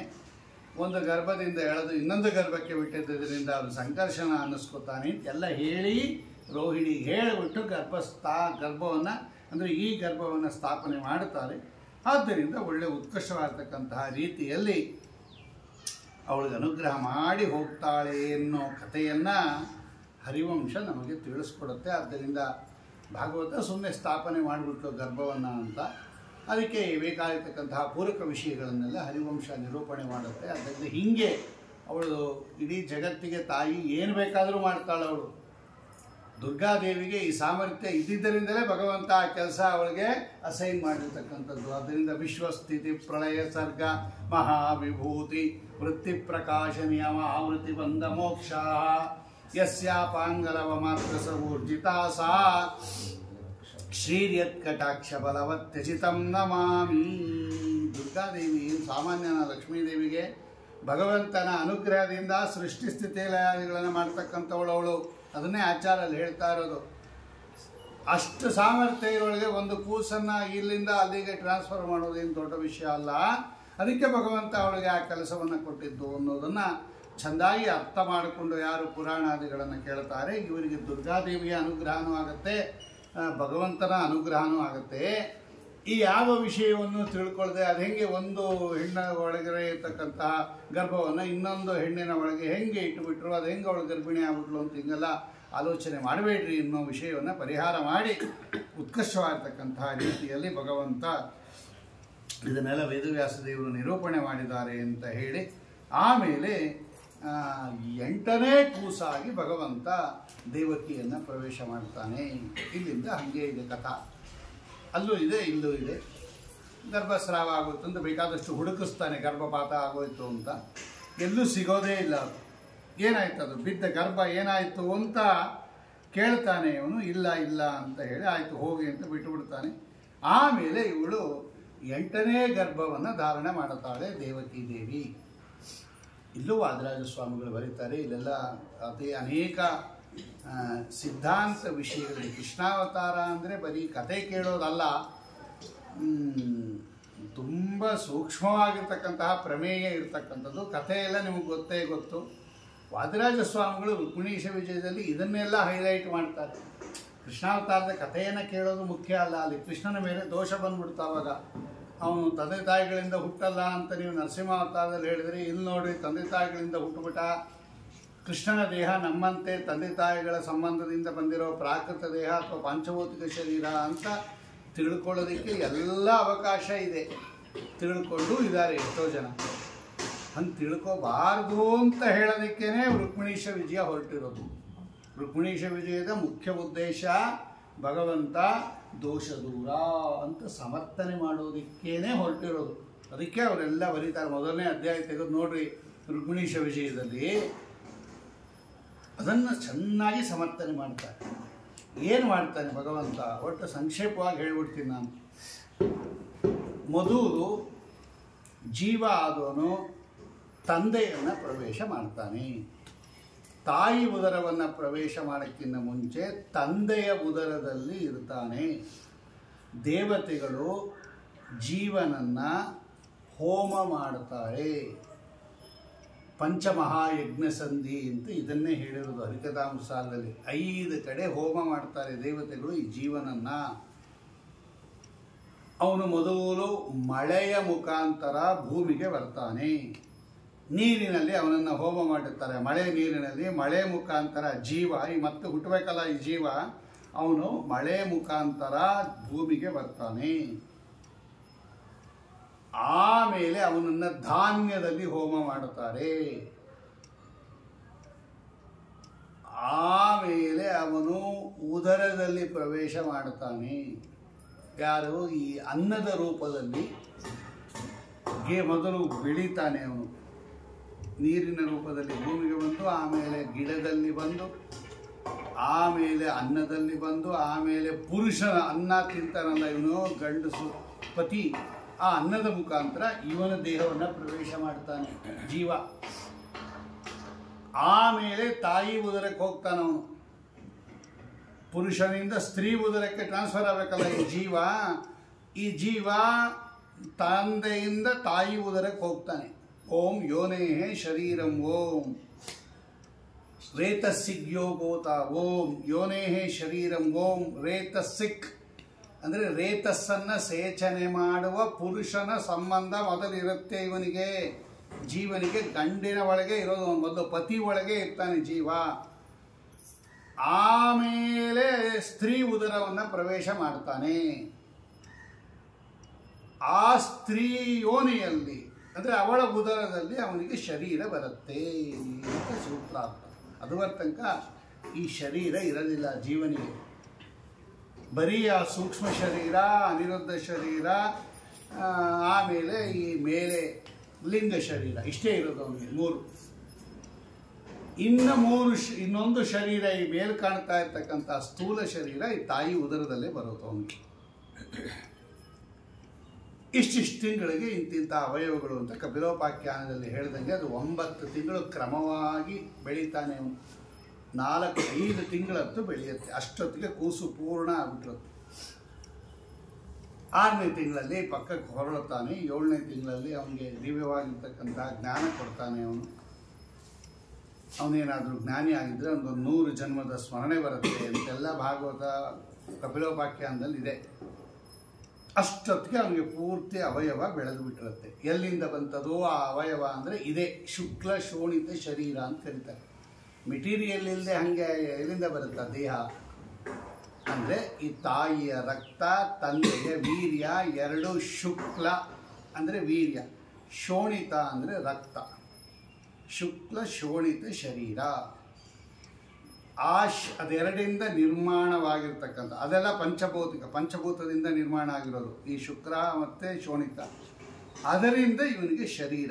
ಅದಕ್ಕೆ ಮಲೋತ್ಪತ್ತಿ ಶರೀರ ಅಂತ ಕರೀತಾರೆ. ನಮಗೆ ಅದೆರಡು ಮಲ, ಅದು ದೇಹದಿಂದ ಹೋಗತಕ್ಕಂತಹ ವೇಸ್ಟ್. ಅದು ಪುರುಷ ದೇಹದಿಂದ ವೀರ್ಯ, ಸ್ತ್ರೀ ದೇಹದಿಂದ, ಅದಕ್ಕೆ ಅದನ್ನೇ ರಜಸ್ವಲ ಅಂತ ಕರೆಯೋದು. ಅದು ಎರಡೂ ಸೇರ್ಕೊಂಡ್ಬಿಡತ್ತೆ. ಅದು ಅವೀರ್ಯ ಮತ್ತು ರಜ ಅರ್ಥಾತ್ ಇವಳ ಶೋಣಿತ ರಕ್ತ ಎರಡೂ ಸೇರಿಕೊಂಡು ದೇಹ ರೂಪದಲ್ಲಿ ಪರಿಣಾಮ ಹೊಂದಿಬಿಡುತ್ತೆ. ಅದು ಆ ದೇಹದಿಂದಲೇ ಇವನಿಗೆಲ್ಲ ಒಂದೊಂದಾಗ ಅವಯವ ಬರುತ್ತೆ. ಕಲಿಲಂತು ಏಕರಾತ್ರೇಣ ಬರ್ಬುದ ಇಲ್ಲೆಲ್ಲ ಹೇಳ್ತಾರೆ. ಕರ್ಕಂದ, ಪೇಷ್ಯಾಂಡ, ಒಂದೊಂದು ತಿಂಗಳಲ್ಲಿ ಒಂದೊಂದು ದೇಹ ಬರುತ್ತೆ. ಇದು ನಾವು ಹುಟ್ಟೋ ಕ್ರಮ. 9 ತಿಂಗಳು ದೇಹ ಇದ್ದು ಆಮೇಲೆ ದಕ್ಷಿಣಕ್ಕೆ ಕುಕ್ಷಿ ಸರಿಯಾಗಿ ತಿರುಗಿ, ಮಗು ತಿರುಗಿದ ಹೆಡ್ ಫಿಕ್ಸ್ ಆಯ್ತಾ ಅಂತ ಕೇಳ್ತಾರಲ್ಲ, ಅದೇ ಅಂದರೆ ಅದು ಬರೋದಕ್ಕೆ ವ್ಯವಸ್ಥೆ ಮಾಡಿದ್ದಾನೆ ಭಗವಂತ. ಹೀಗೆ ತಿರುಗಿಸ್ತಾನೆ ಅದನ್ನು ದೇಹದಲ್ಲಿ ಕರೆಕ್ಟಾಗಿ. ಆಮೇಲೆ ಸೂತಿಕಾ ವಾಯು ಅಂತ ಒಳಗಡೆ ವಾಯುದೇವರು ದಬ್ಬುತ್ತಾರೆ ಆಚೆ ಕಡೆ. ಆ ವಾಯುದೇವರು ದಬ್ಬಿದ್ದಕ್ಕೆ ಇವನು ಹೊರಗಡೆ ಬರ್ತಾನೆ. ಇಷ್ಟು ಕ್ರಮ. ಈ ಭಗವಂತ ಏನು ಮಾಡ್ತಾನೆ ಅಂದರೆ ಇದೇ ಕ್ರಮವನ್ನು ಅನುಸರಿಸ್ತಾನೆ ಅವನು ಕೂಡ. ಅಂದರೆ ದೈತ್ಯರಿಗೆ ನಾನೂ ಕೂಡ ಇವ್ರ ಥರನೇ ಹುಟ್ಟುತ್ತೀನಿ ಅಂತ ಕೆಟ್ಟ ಬುದ್ಧಿ ಬರಲಿ, ಕೆಟ್ಟ ಚಿಂತನೆ ಬರಲಿ ಅನ್ನೋ ದೃಷ್ಟಿಯಿಂದ ಇದೇ ಕ್ರಮವನ್ನು ಅನುಸರಿಸ್ತಾನೆ ಭಗವಂತ. ಅವನು ಮೊದಲು ತಂದೆಯ ಶರೀರವನ್ನು ಪ್ರವೇಶ ಮಾಡ್ತಾನೆ, ತನ್ಮೂಲಕ ತಾಯಿಯ ಪ್ರವೇಶ ಮಾಡ್ತಾನೆ. 9 ತಿಂಗಳು ತಾಯಿ ಉದರದಲ್ಲಿ ಇರ್ತಾನೆ. ಆಮೇಲೆ ಹೊರಗಡೆ ಬರ್ತಾನೆ. ಭಗವಂತನು ಹೀಗೆ ಬರೋದು. ಏನು ನಮಗೆ ಅವನಿಗೆ ವ್ಯತ್ಯಾಸ ಅಂತ ಹೇಳಿದ್ರೆ, ನಮಗೆ ತಾಯಿಯ ಉದರದಲ್ಲಿ ಹೊಸ ಶರೀರ ಬರುತ್ತೆ. ಈ 2 ಮಲ ವಿಶ್ವತತ್ವ ನಿರ್ಣಯದಲ್ಲಿ ಬ್ರಹ್ಮನಾರದ ಸಂವಾದದಲ್ಲಿ ಇದೆ ನೋಡ್ರಿ. ಇದೆಲ್ಲ ಕಡೆಯಲ್ಲಿ ಅದು ಕೇಳ್ತಾರೆ ಬ್ರಹ್ಮದೇವರು, ಯಾಕೆ ಹಿಂಗೆ ಮಾಡ್ತಾನೆ ಭಗವಂತ ಅಂತ. ಅದಕ್ಕೆ ಅವರೆಲ್ಲ ಉತ್ತರ ಹೇಳ್ತಾರೆ. ನ ಮಲೋತ್ಪತ್ತಿ ದೇಹಸ್ಯ ಕದಾಚನ. ಬ್ರಹ್ಮದೇವರು ನಾರದರಿಗೆ ಹೇಳ್ತಾರೆ, ಅಂಥ ದೇಹ ಅಂತ ತಿಳ್ಕೊಂಬಿಡ್ಬೇಡ. ದುಷ್ಟರಿಗೆ ಮೋಹ ಮಾಡೋಕ್ಕೆ, ದೈತ್ಯರಿಗೆ ಮೋಹ ಮಾಡೋಕ್ಕೆ ಇದೇ ಕ್ರಮವನ್ನು ಅನುಸರಿಸ್ತಾನೆ ಭಗವಂತ. ನಮಗೂ ಅವನಿಗೂ ಏನು ವ್ಯತ್ಯಾಸ ಅಂದರೆ, ನಮಗೆ ತಾಯಿಯ ಉದರದಲ್ಲಿ ಮೇಲೆ ಕಾಣುವ ದೇಹ ಬರುತ್ತೆ. ಭಗವಂತನಿಗೆ ಯಾವ ದೇಹವೂ ಹೊಸದಾಗಿ ಬರಲ್ಲ. ಇದೆಲ್ಲ ಜಡ ದೇಹ. ಇದು ಭಗವಂತನಿಗೆ ಜಡ ಸಂಪರ್ಕ ಇಲ್ಲ. ಅವನು ಚಿನ್ಮಯ ಗಾತ್ರ, ಸಚ್ಚಿದಾನಂದ ವಿಗ್ರಹ ಭಗವಂತ. ಅವನಿಗೆ ಜಡವಾದ ದೇಹ ಇಲ್ಲ. ಇದನ್ನು ಯಾರು ತಿಳ್ಕೊತಾರೋ ಇವರಿಗೆ ಕೃಷ್ಣಾವತಾರದ ಕಥೆಯ ಪೂರ್ತಿ ಪುಣ್ಯ ಬರೋದು. ಈ ಸೂಕ್ಷ್ಮ ತಿಳ್ಕೊಂಡು ಕೃಷ್ಣಾವತಾರವನ್ನು ಯಾರು ಚಿಂತನೆ ಮಾಡ್ತಾರೆ ಇವರಿಗೆ 100ಕ್ಕೆ 100 ಮಾರ್ಕ್ಸ್. ಇಲ್ಲದೇ ಇದ್ದರೆ ಇವರಿಗೆ ಮೈನಸ್ ಮಾರ್ಕ್ಸ್. ತಮಸ್ಸಿಗೆ ಹೋಗಬೇಕಾಗುತ್ತೆ. ಭಗವಂತನಿಗೆ ದೇಹ ಇದೆ ನಮ್ಮಂತೆ ಅಂತ ತಿಳ್ಕೊಂಡ್ರೆ ಅದು ವಿಷ್ಣು ದ್ವೇಷದಲ್ಲೇ ಪರ್ಯವಸಾನ ಆಗತ್ತೆ ಅಂತ ಆಚಾರ್ಯ ಬರೀತಾರೆ. ಏನು ಮಾಡ್ತಾನೆ ಭಗವಂತ ಅಂದರೆ, ಆ ತಂದೆಯ ವೀರ್ಯ ಏನಿರುತ್ತೆ, ತಾಯಿಯ ಶೋಣಿತ ಇರುತ್ತೆ, ಅದೆರಡು ಅಲ್ಲೇ ಬಿಟ್ಟುಬಿಡ್ತಾನೆ. ಅರ್ಥಾತ್ ತಾಯಿಯ ಉದರದಲ್ಲೇ ಬಿಟ್ಟುಬಿಟ್ಟು ತನ್ನ ಮೂಲಭೂತ ಮೂಲ ಶರೀರ ಏನಿದೆ ಚಿನ್ಮಯ ಗಾತ್ರ, ಹಾಗೆ ಹೊರಗಡೆ ಬರ್ತಾನೆ. ಅದಕ್ಕೆ ಇದರಲ್ಲಿ ಲಕ್ಷ್ಮೀ ಶೋಭಾನಿಯಲ್ಲಿ ದೇಹ ಸಹಿತ ಪೊರವಂಟ ಅಂತ ನೋಡ್ರಿ. ಅವರು ದೇಹ ಸಹಿತ ಬರ್ತಾನೆ ಭಗವಂತ. ಅವನದೇನು ಒರಿಜಿನಲ್ ದೇಹ ಇದೆ ಚಿನ್ಮಯ ಗಾತ್ರ, ಹಾಗೇ ಬರ್ತಾನೆ. ಚಿನ್ಮಯ ಗಾತ್ರನಾಗೇ ಪ್ರವೇಶ ಮಾಡ್ತಾನೆ, ಚಿನ್ಮಯ ಗಾತ್ರನಾಗೇ ಹೊರಗಡೆ ಬರ್ತಾನೆ. ಈ ತಂದೆಯ ವೀರ್ಯವನ್ನು ಅಲ್ಲೇ ಬಿಟ್ಟುಬಿಡ್ತಾನೆ, ತಾಯಿಯ ಉದರದಲ್ಲೇ ಬಿಟ್ಟುಬಿಟ್ಟು ತಾನು ತನ್ನ ಶುದ್ಧವಾದ ಅಪ್ರಾಕೃತವಾದ ಚಿನ್ಮಯ ಅಂದರೆ ಜ್ಞಾನಾನಂದಮಯವಾದ ಶರೀರದಿಂದ ಹೊರಗಡೆ ಬರ್ತಾನೆ. ಯಾವ ಕಾಲಕ್ಕೂ ಭಗವಂತನಿಗೆ ಈ ಪ್ರಾಕೃತ ದೇಹದ ಸಂಬಂಧ ಇಲ್ಲ. ಕೃಷ್ಣಾವತಾರದಲ್ಲೂ ಹೀಗೆ ಆಗಿರೋದು, ರಾಮಾವತಾರದಲ್ಲೂ ಹೀಗೆ ಆಗಿರೋದು. ಎಲ್ಲೆಲ್ಲಿ ಭಗವಂತ ತಂದೆ ತಾಯಿಗಳನ್ನು ಇಟ್ಕೊಂಡಿದ್ದಾನೆ ಅಲ್ಲೆಲ್ಲ ಹೀಗೆ ಆಗಿರೋದು ಅಂತ ಯಾರು ತಿಳ್ಕೊತಾರೆ ಇವರಿಗೆ 100ಕ್ಕೆ 100 ಅನುಗ್ರಹ ಮಾಡ್ತಾನೆ ಭಗವಂತ. ಇದು ಶಾಸ್ತ್ರೀಯ ವಿಷಯ. ಅದರಂತೆ ಭಗವಂತ ವಸುದೇವನನ್ನು ಪ್ರವೇಶ ಮಾಡಿದ. 3 ತಿಂಗಳು ವಸುದೇವನ ದೇಹದಲ್ಲಿದ್ದ. ಅವನು ಎಲ್ಲಿ ಬೇಕನ ಬರ್ಬೋದು. ಈಗ ಅದಕ್ಕೆ ಭಗವಂತ ನರಸಿಂಹಾವತಾರದ ಉದಾಹರಣೆ ಕೊಟ್ಬಿಟ್ಟಿದ್ದು. ನನಗೇನು ಹೀಗೆ ಬರಬೇಕು ಅಂತ ನಿಯಮ ಇಲ್ಲ, ನಾನು ಎಲ್ಲಿಂದ ಬೇಕಾದರೂ ಬರ್ಬೋದು. ಯಾಕೆಂದರೆ ನನಗೇನು ಶರೀರ ಬರಬೇಕಾದ ಅಗತ್ಯ ಇಲ್ಲ. ಶರೀರ ಬರಬೇಕಾದ್ರೆ ತಂದೆ ತಾಯಿಗಳು ಬೇಕು. ನಂಗೆ ಶರೀರ ಬೇಕಾಗಿಲ್ಲ, ಆದ್ದರಿಂದ ನನಗೇನು ತಂದೆ ತಾಯಿಗಳು ಬೇಕಿಲ್ಲ ಅನ್ನೋದನ್ನೇ ನರಸಿಂಹಾವತಾರದಲ್ಲಿ ಭಗವಂತ ತೋರಿಸಿರೋದು. ನೋಡಿ, ನಾನು ಈ ಅವತಾರದಲ್ಲಿ ತಂದೆ ತಾಯಿಗಳು ಇಟ್ಕೊಳ್ಳದೆ ಬಂದ್ಬಿಟ್ಟಿದ್ದೀನಿ. Same ditto. ಕೃಷ್ಣಾವತಾರನೂ ಹಾಗೆ. ಅಲ್ಲಿ ಕಂಬದಿಂದ ಬಂದ, ಇಲ್ಲಿ ದೇವಕಿಯಿಂದ ಬಂದ. ಅವಳು ಕಂಬ ಇದ್ದಂಗೆ, ಅವಳೇನು ಉಪಯೋಗ ಇಲ್ಲ ಭಗವಂತನಿಗೆ. ಜಸ್ಟ್ ಸುಮ್ಮನೆ ಆ ಕಂಬದ ಸ್ಥಾನದಲ್ಲಿ ಇಲ್ಲಿ ದೇವಕಿಯನ್ನು ಇಟ್ಕೊಂಡಿದ್ದ ಅಷ್ಟೇ ಭಗವಂತ. ಯಾಕೆ ಹಂಗೆ ಮಾಡ್ತಾನೆ ಅಂದರೆ, ದೈತ್ಯರಿಗೆ ಮೋಹ ಮಾಡೋಕ್ಕೋಸ್ಕರ ಭಗವಂತ ಏನು ಮಾಡ್ತಾನೆ, ನಮ್ಮ ಥರ ಪ್ರಾಕೃತ ದೇಹ ಇದೆ ಅಂತ ತಿಳ್ಕೊಂಬಿಡ್ತಾರೆ ದೈಸರು, ಈ ಶಾಸ್ತ್ರ ಓದಿಲ್ಲದೆ ಇರೋರು ಅನ್ನೋ ವಿಷಯವನ್ನು ಶ್ರೀಮದ್ ಆಚಾರ್ಯರು ಎಷ್ಟು ಸುಂದರವಾಗಿ ತಿಳಿಸ್ತಾರೆ ತಮ್ಮ ಗ್ರಂಥದಲ್ಲಿ. ಮಹಾಭಾರತ ತಾತ್ಪರ್ಯ ನಿರ್ಣಯದಲ್ಲಿ, ವಿಷ್ಣು ತತ್ವ ನಿರ್ಣಯದಲ್ಲಿ ಈ ಮಲೋತ್ಪತ್ತಿ ದೇಹ ಯಾರು ತಿಳ್ಕೊಂಬಿಡ್ತಾರೆ, ಕೃಷ್ಣನ ದೇಹ ಆಗಲಿ ರಾಮನ ದೇಹ ಆಗಲಿ, ಇವರಿಗೆ ರಾಮಾಯಣ ಭಾಗವತ ಭಾರತ ಕೇಳಿದ ಫಲ ಖಂಡಿತ ಬರಲ್ಲ, ಅಂದಂತ ಹೋಗ್ತಾರೆ ಅನ್ನೋದು ಕೃಷ್ಣಾವತಾರದಲ್ಲಿರೋ ಬೇಸಿಕ್. ಅದನ್ನೇ ವಾದರಾಜ ಸ್ವಾಮಿಗಳು ಎಷ್ಟು ವಿಷಯ ಹೇಳ್ತಾರೆ, ಎಷ್ಟು ರೀತಿಯಲ್ಲಿ ಪ್ರತಿಪಾದನೆ ಮಾಡ್ತಾರೆ. ಅದು ಶಾಸ್ತ್ರ, ಇದು ಕಥೆ, ಅದು ಶಾಸ್ತ್ರ.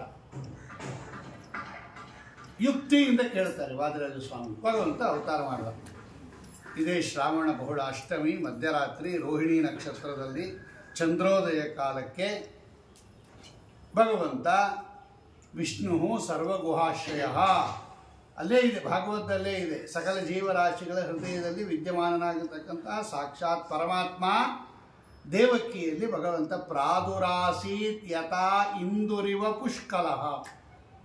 ಷೋಡಶಕಲಾಪೇತನಾದ ಹುಣ್ಣಿಮೆ ಚಂದ್ರ ಹೇಗೆ ಉದಯಿಸ್ತಾನೋ ಹಾಗೆ ಭಗವಂತ ದೇವಕಿ ಅನ್ನೋ ಆಕಾಶದಲ್ಲಿ ಕೃಷ್ಣ ಎನ್ನುವ ಚಂದ್ರ ಉದಯಿಸಿದ ಅಂತ ಬರೀತಾರೆ. ಪ್ರಾದುರ್ಭಾವ ಅಂದ್ರೇನು? ಪ್ರಾದುರ್ಭಾವ ಅಂದರೆ ಅಭಿವ್ಯಕ್ತಿ, ಕಾಣಿಸಿಕೊಳ್ಳುವುದು ಅಂತ ಇಷ್ಟೇ ಅರ್ಥ. ಭಗವಂತನ ಜನನ ಅಂದ್ರೇನು? ಕೃಷ್ಣ ಜಯಂತಿ ಅಂದ್ರೇನು ಅಂದರೆ ಹುಟ್ಟದ ಅಲ್ಲ, ಅವತ್ತು ಹುಟ್ಟದ ಹಿಂದಿನ ದಿನ ಇರಲಿಲ್ಲ ಅಂತ ಬರ್ತ್ ಸರ್ಟಿಫಿಕೇಟ್ ಕೊಡೋದಲ್ಲ. ಅವನಿಗೆ ಅವತ್ತಿಂದ ಲೆಕ್ಕ ಹಾಕ್ಕೊಂಡು ಡೇಟ್ ಆಫ್ ಬರ್ತ್ ಹೇಳ್ರಿ ಅಂದರೆ ಅವತ್ತಿಂದ ಹೇಳಬಾರ್ದು. ಅವತ್ತು ಜಗತ್ತಿಗೆ ಅಭಿವ್ಯಕ್ತನಾದ, ಕಾಣಿಸಿಕೊಂಡ, ಜಗತ್ತಿಗೆ ಕಾಣಿಸಿಕೊಂಡ ದಿನ ಅದು. ಅದು ಹಿಂದೆ ಇರಲಿಲ್ಲ ಅಂತ ತಿಳ್ಕೊಬೇಡಿ, ಇದ್ದ, ಕಾಣಿಸ್ಕೊಳ್ಳದೆ ಇದ್ದ, ಅವತ್ತು ಜಗತ್ತಿಗೆ ಕಾಣಿಸಿಕೊಂಡ. ಈ ಕೆಲವರು ಏನು ಮಾಡ್ತಾರೆ ಅಂದರೆ, ನಿಮಗೆ ಒಂದು ಉದಾಹರಣೆ ಹೇಳ್ಬಿಡ್ತೀನಿ ನೋಡಿ. ಲೌಕಿಕ ಉದಾಹರಣೆ ಹೇಳಿದ್ರೆ ಭಾಳ ಬೇಗ ಅರ್ಥ ಆಗ್ಬಿಡುತ್ತೆ. ಈಗ ಒಂದು ಹೊಸ ಸೀರೆ ತೊಗೊಂಡಿರ್ತೀರ ನೀವು, ಯಾವತ್ತೋ ಒಂದಿನ ಉಟ್ಕೊಂಬರ್ತೀರ, ಎಲ್ಲರೂ ಕೇಳ್ತಾರೆ ತಗೊಂಡ್ರ ಅಂತ. ಇಲ್ಲ, ಅವತ್ತೇ ತಗೊಂಡಿದ್ದೆ, ಬೀರು ಇಟ್ಟಿದ್ದೆ, ಉಪಯೋಗಿಸ್ತಿರ್ಲಿಲ್ಲ, ಇವತ್ತು ಉಟ್ಕೊಂಬಂದೆ ಅಂತೀರ. ಅಂದರೆ ನೀವು ತಗೊಂಡಿದ್ದು ಅವತ್ತೇ, ನಿಮಗೆ ತೋರಿಸಿದ್ದು ಇವತ್ತು ಅಂತ ಅರ್ಥ. ಇವತ್ತೇನು ಅಂಗಡಿಯಿಂದ ಹೋಗಿ ತೊಗೊಂಬರ್ಲಿಲ್ಲ, ನಾನು ಹಿಂದೆನೇ ತೊಗೊಂಬಿಟ್ಟಿದ್ದೆ, ಉಟ್ಕೊಂಡಿರಲಿಲ್ಲ, ಬೀರಲ್ಲಿ ಇಟ್ಟಿದ್ದೆ, ಇವತ್ತು ಉಟ್ಕೊಂಬಂದಿದ್ದೀನಿ ಅಂದರೆ ನಿಮಗೆ ತೋರಿಸಿದ್ದು ಇವತ್ತು, ನಮಗೆ ಬಂದಿದ್ದು ಅವತ್ತೇ. ಅದು ಯಾರೋ ಕೊಟ್ಟರು ಅವತ್ತೇ. ನಮಗೆ ವರಮಹಾಲಕ್ಷ್ಮಿ ಹಬ್ಬದ ದಿನ ಮರದ ಭಾಗದಲ್ಲಿ ಯಾರೋ ಕೊಟ್ಟಿದ್ರು, ಹಂಗೆ ಇಟ್ಬಿಟ್ಟಿದ್ದೆ, ಇವತ್ತು ಉಟ್ಕೊಂಡೆ ಅಂತಿರೋ ಇಲ್ವೋ? ಅದು ತಗೊಂಡ ದಿವಸ ಅಲ್ಲ ನೀವು ಉಟ್ಕೊಂಡಿರೋದು, ಜ್ಞಾಪಕ ಇಟ್ಕೊಳ್ರಿ. ಇದು ಇವತ್ತು ನಾನು ಉಟ್ಕೊಂಡೆ, ನಿಮಗೆ ಕಾಣಿಸ್ತು, ಇದು ನನ್ನ ಹತ್ರ ಅವತ್ತಿಂದ ಇತ್ತು. ಇದಕ್ಕೆ ಅಭಿವ್ಯಕ್ತಿ ಅಂತ ಕರೀತಾರೆ. ಅಂದರೆ ಭಗವಂತ ಯಾವಾಗಲೂ ಇರುವ ಶರೀರವನ್ನು ಅವತ್ತು ಜಗತ್ತಿಗೆ ತೋರಿಸಿದ. ಅವನಿಗೆ ಇಚ್ಛೆ ಬಂದಾಗ ತೋರಿಸ್ತಾನೆ. ಇದೆ ಅದೃಶ್ಯ ಆದ್ರೂ ಅಷ್ಟೇ, ಜಗತ್ತಿಗೆ ಮರೆ ಮಾಡಿದ ಆ ಶರೀರವನ್ನು. ಭಗವಂತ ಮರೆಯಾದ ಅಂದರೆ ಹಿಂಗೆ ಅರ್ಥ. ಪರಲೋಕಕ್ಕೆ ಹೋದ, ಮರೆಯಾದ, ವೈಕುಂಠ ಲೋಕಕ್ಕೆ ಹೋದ ಅಂದರೆ ಇಷ್ಟೇ. ಲೋಕದಲ್ಲಿ ತನ್ನ ಆ ರೂಪವನ್ನು ಮರೆಗೊಳಿಸಿದ ದಿವಸ, ಅಭಿವ್ಯಕ್ತಿಗೊಳಿಸಿದ ದಿವಸ. ಬರೀತಾರವರು ಟೀಕಾಕೃತ್ಪಾದ ವರದಿ ವಿಷ್ಣು ತತ್ವ ನಿರ್ಣಯ ತೆಗೆದು ನೋಡ್ರಿ. ಅತ್ರ ಪ್ರಾದುರ್ಭಾವೋ ನಾಮ ಅಭಿವ್ಯಕ್ತಿ ರೀತ್ಯರ್ಥ. ಇದನ್ನೇ ನಾವು ಶಾಸ್ತ್ರದಲ್ಲಿ ಓದೋದು, ಇದನ್ನೇ ನಿಮಗೆ ಪುರಾಣದಲ್ಲಿ ಹೇಳಿರ್ತಾರೆ ಅಷ್ಟೆ. ಅಲ್ಲಿ ಸಂಸ್ಕೃತದಲ್ಲಿ ಓದಿರ್ತೀವಿ, ಆಚಾರ್ಯರು ಅಲ್ಲಿ ಹೇಳಿದ್ದಾರೆ. ಇದನ್ನು ಕಥಾರೂಪವಾಗಿ ಈ ಜ್ಞಾನಿಗಳು ಹೇಳ್ತಾರೆ. ಇದನ್ನೇ ವಾದರಾಜ ಸ್ವಾಮಿಗಳು ಸಮರ್ಥನೆ ಮಾಡಿರೋದು. ಇಲ್ಲದೆ ಇದ್ರೆ ಕೃಷ್ಣಾವತಾರ ಅಂದರೆ ಇಷ್ಟೇ ಕಥೆ. ಅದು ನಿಮಗೆಲ್ಲ ಕಥೆ ಗೊತ್ತಿರೋದ್ರಿಂದ ನಾನು ಅದು ಹೇಳ್ತಾ ಇಲ್ಲ. ಅದು ಒಳಗಡೆ ಇರೋ ತತ್ವ ಯಾಕೆ ಹೇಳ್ತಾ ಇದ್ದೀನಿ ಅಂದರೆ, ಹಿಂಗೆ ತಿಳ್ಕೊಂಡಾಗ ನಿಮಗೆ ಒಳ್ಳೆ ಸಂತಾನ, ಒಳ್ಳೆ ಜ್ಞಾನ, ಬರೀ ಮಕ್ಕಳಾಗೋದು ದೊಡ್ಡ ವಿಷಯ ಅಲ್ಲ, ನಮಗೆ ಮೋಕ್ಷ ಆಗಬೇಕು. ಹರಿವಂಶಕ್ಕೆ ಸಂತಾನ ಆಗೋದು ಒಂದು ಅವಾಂತರ ಫಲ, ಅಮುಖ್ಯ ಫಲ. ಅದು ಮುಖ್ಯ ಫಲ ಭಗವಂತನ ಕಥೆ ಕೇಳಿದ್ದಕ್ಕೆ ಮೋಕ್ಷ ನಮಗೆ, ಅದು ಮುಖ್ಯ. ಇದೆಲ್ಲ ಅವಾಂತರ ಫಲಗಳಿದು. ಯಾವತ್ತೂ ನಮ್ಮ ಉದ್ದೇಶ ಮುಖ್ಯ ಫಲದ ಕಡೆ ಇರಬೇಕು. ಇದೆಲ್ಲ ಆಟೋಮೆಟಿಕ್ಕಾಗಿ ಬರುತ್ತೆ. ಕಥಿತಂ ಕೃಷೇರಿ ವಫಲಾಲ ಕುಲಂ ಸ್ವಫಲಂತು ಮುಕ್ತಿಪದಂ ಶುಕಶಾರದಾರಿ ಪರಮಾರ್ಥವಿದಾಂ. ಭತ್ತ ಬೆಳೆಯೋದು ಯಾಕೆ? ಅಕ್ಕಿಗೋಸ್ಕರ, ಹುಲ್ಲುಗೋಸ್ಕರ ಅಲ್ಲ. ಯಾಕೆ ಇಷ್ಟೆಲ್ಲ ಕಷ್ಟಪಡ್ತಾ ಇದ್ದೀರಿ ಅಂತ, ಹುಲ್ ಬೇಕು ಅಂತ ಬೆಳೀತಾರೆ ಯಾರಾದರೂ. ಒಂದು ಹಿಂಡಿ ತೊಗೊಂಬಂದ್ರೆ ಆಯಿತು, ಅಂಗಡಿಯಲ್ಲಿ ಮಾರ್ತಾ ಇರ್ತಾರೆ. ಅಕ್ಕಿಗೋಸ್ಕರ ಭತ್ತ ಬೆಳೆಯೋದು, ಆದರೆ ತೆಕ್ಕೊಂಡ ಮೇಲೆ ಅದು ಹುಲ್ಲು ಅದಾಗದೆ ಉಳ್ಕೊಂಬತ್ತೆ, ಅದು ಆಟೋಮೆಟಿಕ್ಕಾಗಿ ಬರುತ್ತೆ. ಹುಲ್ಲಿಗೋಸ್ಕರ ಯಾರು ಬೆಳೆಯಲ್ಲ. ಹಾಗೆ ಮುಖ್ಯ ಫಲ ಏನಪ್ಪ ಅಂತ ಹೇಳಿದ್ರೆ ಭಗವಂತನ ಕಥಾ ಕೇಳಿದವ್ರಿಗೆ ಮೋಕ್ಷ, ಅದು ಮುಖ್ಯ ಫಲ. ಈ ಸಂತಾನ, ಆರೋಗ್ಯ ಅಥವಾ ಮನೆ, ಅದು ಇದು ಎಲ್ಲ ಅವಾಂತರ ಫಲಗಳಿವು. ಇದು ಬಂದೇ ಬರುತ್ತೆ, ಕೊಟ್ಟೇ ಕೊಡ್ತಾನೆ ಭಗವಂತ, ಕೇಳಬೇಕಾದ ಅಗತ್ಯನೇ ಇಲ್ಲ. ಆದರೆ ಮುಕ್ತಿ ಅಷ್ಟು ಸುಲಭವಾಗಿ ಎಲ್ಲರಿಗೂ ಕೊಡಲ್ಲ ಭಗವಂತ. ಸುಮ್ಮನೆ ಬರುವುದೇ ಮುಕುತಿ, ದಾಸರಾಗಿ ಕೇಳ್ತಾರೆ, ಸುಮ್ಮನೆ ಬರುವುದೇ ಮುಕುತಿ. ಸುಮ್ಮನೆ ಎಲ್ಲರಿಗೂ ಏನು ಪ್ರಸಾದ ಹಂಚಿದಂಗೆ ಹಂಚಿಬಿಡ್ತಾನೆ ಭಗವಂತ. ಸುಲಭವಲ್ಲವೋ ಪರಮಾನಂದ, ಅದರ ಒಳಹ ತಿಳಿಯಬೇಕು ಗುರುದಯಾದಿಂದ ಅಂತಾರೆ ದಾಸರಾಯರು. ಇನ್ನು ಸುಮ್ಮನೆ ಬಂದ್ಬಿಡುತ್ತಾ ಪರಮಾನಂದ ಅಂದರೆ ಮೋಕ್ಷ, ಅದರ ಒಳಹ ಅಂದರೆ ಅದರ ರಹಸ್ಯ ಗುರುದಯಾದಿಂದ ತಿಳಿಬೇಕು ಅಂತ ವಾದಿರಾಜರು ಯುಕ್ತಿ ತೋರಿಸ್ತಾರೆ. ಭಗವಂತ ಹೆಂಗೆ ಅವತಾರ ಮಾಡ್ದ ಅವನು? ತಮದ್ಭುತಂ ಬಾಲಕಮಂಬುಜೇ ಕ್ಷಣಂ ಚತುರ್ಭುಜಂ ಶಂಖಗದಾದ್ಯುದಾಯುಧಂ ಶ್ರೀವತ್ಸಲಕ್ಷ್ಮಂ ಗಳಶೋಭಿ ಕೌಸ್ತುಭಂ ಪೀತಾಂಬರಂ ಸಾಂದ್ರಪಯೋಧ ಸೌಭಗಂ ಮಹಾರವೈಡೂರ್ಯ ಕಿರೀಟ ಕುಂಡಲ ದ್ವಿಷಾಪರಿಷ್ವಕ್ತ ಸಹಸ್ರಕುಂತಲಂ ಉದ್ದಾಮ ಕಾಂಚಿ ಅಂಗದ ಕಂಕಣಾದಿವಿ ವಿರೋಚಮಾನಂ ವಸುದೇವ ಐಕ್ಷತಾ. ಇಲ್ಲೂ ಇದೆ ಆ ಶ್ಲೋಕ, ಇಲ್ಲಿಲ್ಲ, ಅದೇ ಅರ್ಥ ಬರೋ ಶ್ಲೋಕ ಇಲ್ಲೂ ಇದೆ, ಭಾಗವತ ಶ್ಲೋಕ ಅದು. ಅಂದರೆ ಭಗವಂತ ಪೀತಾಂಬರಧಾರಿಯಾಗಿ 4 ಕೈಗಳಿಂದ ಶಂಖಚಕ್ರಾದಿ ಆಯುಧಗಳನ್ನು ಹಿಡ್ಕೊಂಡು, ಶ್ರೀವತ್ಸ ಲಾಂಛನವನ್ನು ಧಾರಣೆ ಮಾಡಿ, ಕೌಸ್ತುಭ ರತ್ನ ಹಿಡ್ಕೊಂಡು, ಕಂಕಣ, ಕೇಯೂರ, ಉಂಗುರ, ಕಾಲ್ಬಳೆ, ಕೈಬಳೆ, ತೋಳ್ಬಳೆ, ಅದಕ್ಕೆಲ್ಲ ಅರ್ಥ ಅದು. ಒಳ್ಳೆ ಗುಂಗುರು ಕೂದಲು, ನೀಲಮೇಘ ಶ್ಯಾಮನಾಗಿ ಭಗವಂತ ಆಭರಣಗಳ ಸಹಿತವಾಗಿ, ಆಯುಧಗಳ ಸಹಿತವಾಗಿ, ಶ್ರೀವತ್ಸ ಚಿಹ್ನೆ ಸಹಿತವಾಗಿ 4 ಭುಜದಿಂದ ಕೂಡಿ ಅವತಾರ ಮಾಡ್ತಾರೆ. ಹೀಗೆ ಇರೋದು ಭಗವಂತ. ಮೂಲ ರೂಪದಲ್ಲೂ ಹಿಂಗೆ ಇರೋದು, ಆ ಕುಸ ಇದ್ದಾಗಲೂ ಹಿಂಗೆ ಇದ್ದ ಭಗವಂತ. ಇದೇ ಅಭಿವ್ಯಕ್ತ ಅಂದರೆ ಅದೇ ರೂಪ ಇಲ್ಲಿ ತೋರಿಸ್ದ.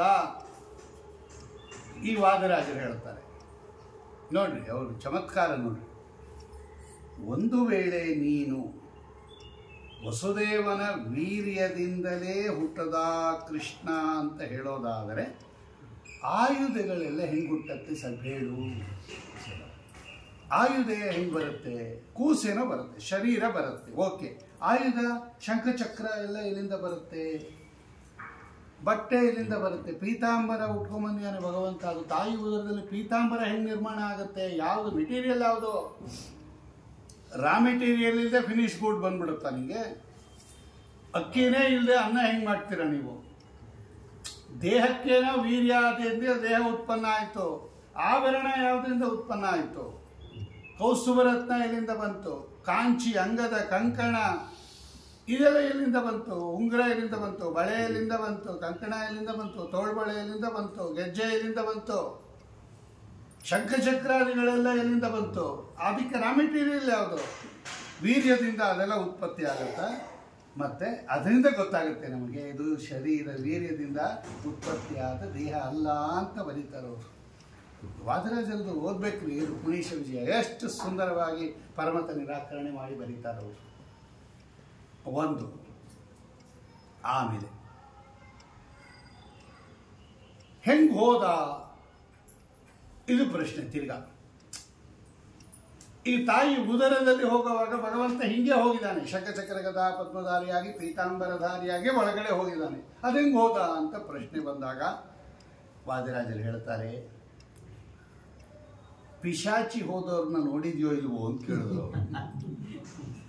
ಈಗ ಒಬ್ಬರೊಳಗೆ ಪಿಶಾಚಿ ಹೊಕ್ಕುತ್ತೆ ಅಂತ ಹೇಳ್ತಾರಲ್ಲ, ಪಿಶಾಚಿ ಹೋಗೋದು ನೋಡಿದ್ಯಾ, ಕೇಳಿದ್ಯಾ ನೀನು? ಅಟ್ಲೀಸ್ಟ್ ಕೇಳಿರ್ತೀಯಲ್ಲ. ಹೆಂಗೆ ಹೋಗುತ್ತೆ ಪಿಶಾಚಿ ಅಂತ ಕೇಳಿದ್ರು ಅವರು. ಹೆಂಗೆ ಹೋಗುತ್ತೆ ಪಿಶಾಚಿ? ಹೆಂಗೆ ಹೋಗುತ್ತೆ ದೇಹದೊಳಗೆ? ಇವ್ ದೆವ್ವ ಹಿಡ್ಕೊಂಡಿದೆ ಅಂತಾರಲ್ಲ, ಏನು ದೆವ್ವ ಹಿಡ್ಕೊಂಡಿದೆ ಅಂದರೆ ದೆವ್ವ ಒಳಗಡೆ ಪ್ರವೇಶ ಮಾಡಿದೆ ಅಂತ. ಹೆಂಗೆ ಹೋಗುತ್ತವ? ದೇಹದೊಳಗಡೆ ದೆವ್ವ ಹೆಂಗೆ ಹೋಗುತ್ತೆ? ಇದು ಹೋಗುತ್ತೆ ರೀ, ಅದೆಲ್ಲ ನಮ್ಗೆ ಹೆಂಗೆ ಹೋಗುತ್ತೆ ಅಂತ ಗೊತ್ತಿಲ್ಲ, ಹೋಗುತ್ತೆ. ಒಂದು ದೆವ್ವಕ್ಕೆ ಈ ಶಕ್ತಿ ಇದ್ದಾಗ ಭಗವಂತ ಹೆಂಗೆ ಹೋದ ಅಂತ ಕೇಳ್ತೀಯಲ್ಲ, ನಾಚಿಕೆ ಆಗಲ್ಲ ನಿಮಗೆ ಅಂತ ಕೇಳ್ತಾರೆ ವಾದಿರಾಜರು. ಒಂದು ಯಕ್ಕಶ್ಚಿತ್ ಪಿಶಾಚಿ ಒಂದು ದೇಹವನ್ನು ಪ್ರವೇಶ ಮಾಡುತ್ತೆ ಎಂದಾಗ ಇಂಥ ಭೂತ ಪ್ರೇತ ಪಿಶಾಚಾದಿಗಳನ್ನು ಆಟ ಆಡಿಸೋ ಭಗವಂತನಿಗೆ, ಸೃಷ್ಟಿ ಮಾಡೋ ಭಗವಂತನಿಗೆ ದೇಹ ಪ್ರವೇಶ ಮಾಡೋಕ್ಕಾಗದಿಲ್ವೇನಪ್ಪ, ಏನು ಮಾತಾಡ್ತೀಯ ಅಂತಾರೆ ಅವರು. ಸಂತೆಯ ಮರುಳ ಹೋಗೆಲೋ ನಿನ ಮಾತ, ಸಂತರು ಕೇಳಿ ಸೊಗಸರು ಶೋಭಾನಿ. ನೋಡಿ, ಅಲ್ಲಿ ಅರ್ಥ ಇದೆ ಅದಕ್ಕೆಲ್ಲ. ನಿನ್ನ ಮಾತೆಲ್ಲ ಸಂತೆಯಲ್ಲಿ ಹೇಳಬೇಕೆ ಹೊರತು ನನ್ನ ಮುಂದೆ ಬಂದು ಹೇಳಲ್ಲ. ಕಳ್ಳೆಕಾಯಿ ಪರಿಷೆಯಲ್ಲಿ ಹೋಗಿ ಹೇಳು ಇದನ್ನೆಲ್ಲ ಬೇಕಾದ್ರೆ, ಕೂತ್ಕೊಂಡು ಬಂಡೆ ಮೇಲೆ ಕಳ್ಳೆಕಾಯಿ ತಿಂತ ಹೇಳು. ಅಲ್ಲಿ ಹೇಳೋರಿಲ್ಲ, ಕೇಳೋರಿಲ್ಲ, ಅವ್ರವ್ರ ಕೆಲಸ ಅವ್ರವ್ರು ಮಾಡ್ತಾ ಇರ್ತಾರೆ. ನೀ ಹೇಳು, ಇಲ್ಲಿ ಬಂದು ಸಭಾದಲ್ಲಿ ಹೇಳಬೇಡ. ಈ ಇನ್ನೊಂದು ಗ್ರಂಥದಲ್ಲಿ ಮುಖಮುದ್ರ, ಬಾಯಿ ಬೀಗ ಹಾಕೋ ಅಂತಾರೆ ಇದೇ ವಾದಿರಾಜ ಸ್ವಾಮಿಗಳು. ಮುಚ್ಚು ಬಾಯಿ ಅಂತಾರೆ ಅವರು.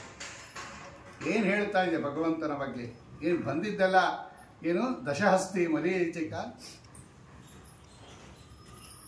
ಈ ಥರ ಬೈತಾರೆ ವಾದಿರಾಜ ಸ್ವಾಮಿಗಳು. ಅದನ್ನೇ ಅಲ್ಲಿ ಹಾಕಿರೋದು ಅವರು ಇದರಲ್ಲಿ. ಹಿಂಗೆ ಭಗವಂತನ ವಿಷಯದಲ್ಲಿ ಏನೇನೋ ಮಾತಾಡಬೇಡ, ಹುಚ್ಚ ಅಲ್ಲೋ ಮಾತಾಡೋದು, ಸಭೆಯಲ್ಲಿ ಮಾತಾಡೋದು ಅಲ್ಲ ಅಂತಾರೆ ಅವರು.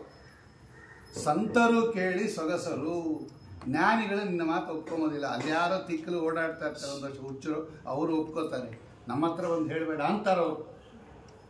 ಗೊತ್ತಾಯ್ತಲ್ಲ? ಆದ್ದರಿಂದ ಒಂದು ಪಿಶಾಚಿಗೆ ಯಕ್ಕಶ್ಚಿತ್ ಈ ಶಕ್ತಿ ಇದೆ ಎಂದಾಗ, ಸರ್ವಶಕ್ತಿ ಪರಾಸ್ಯ ಶಕ್ತಿ ವಿವಿಧೈವ ಶ್ರೂಯತೆ ಸ್ವಾಭಾವಿಕಿ ಜ್ಞಾನಬಲ ಕ್ರಿಯಾಚ. ಭಗವಂತನಿಗೆ ಆ ಶಕ್ತಿ ಇಲ್ಲೇನು ಒಳಗಡೆ ಹೋಗೋದು, ಆಭರಣ ಸಹಿತ ಹೋಗ್ತಾನೆ, ಆಭರಣ ಸಹಿತ ಹೊರಗೆ ಬರ್ತಾನೆ.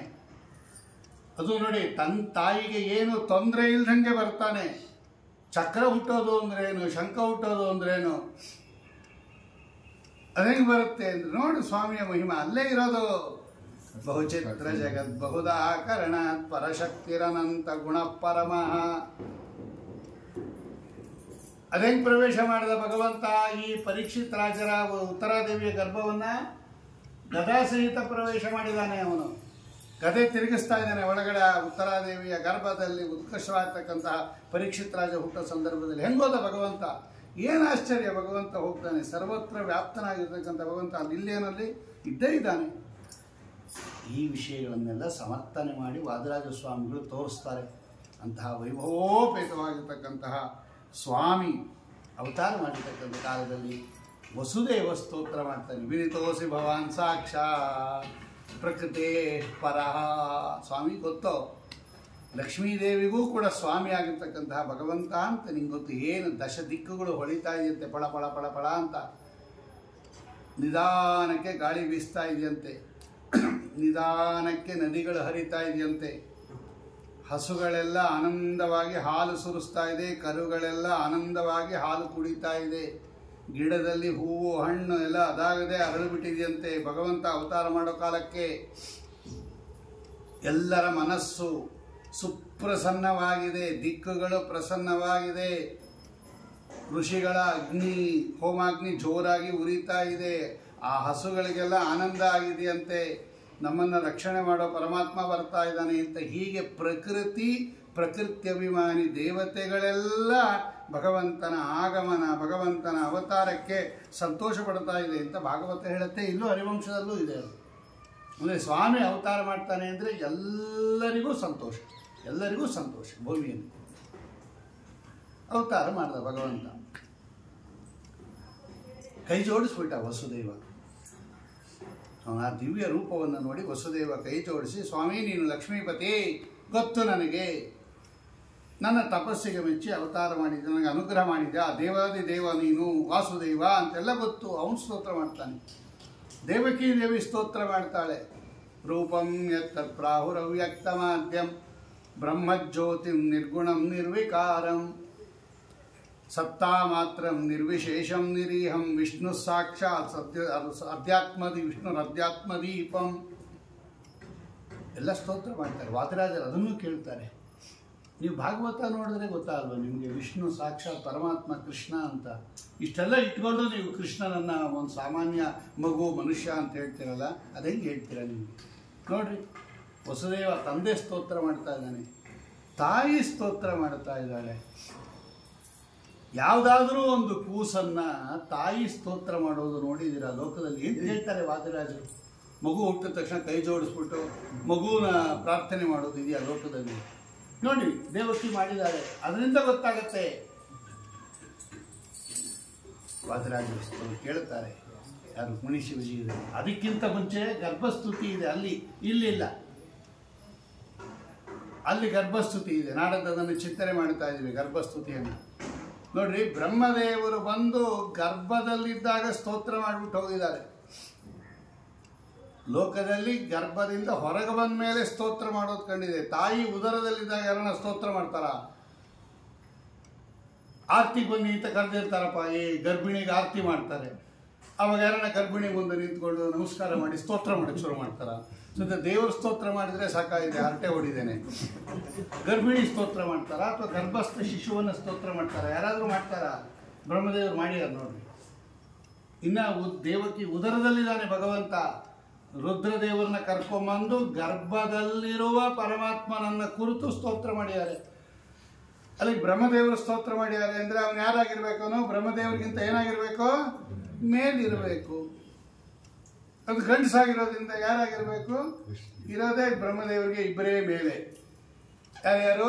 ಲಕ್ಷ್ಮೀ ನಾರಾಯಣರು. ಅವನು ಗಂಡಸಾಗಿದ್ದಾನೆ ಅಂದಮೇಲೆ ಅವನು ಯಾರಾಗಿರ್ಬೇಕು? ಆಟೋಮೆಟಿಕಾಗಿ ಗೊತ್ತಾಗಲ್ವಾ?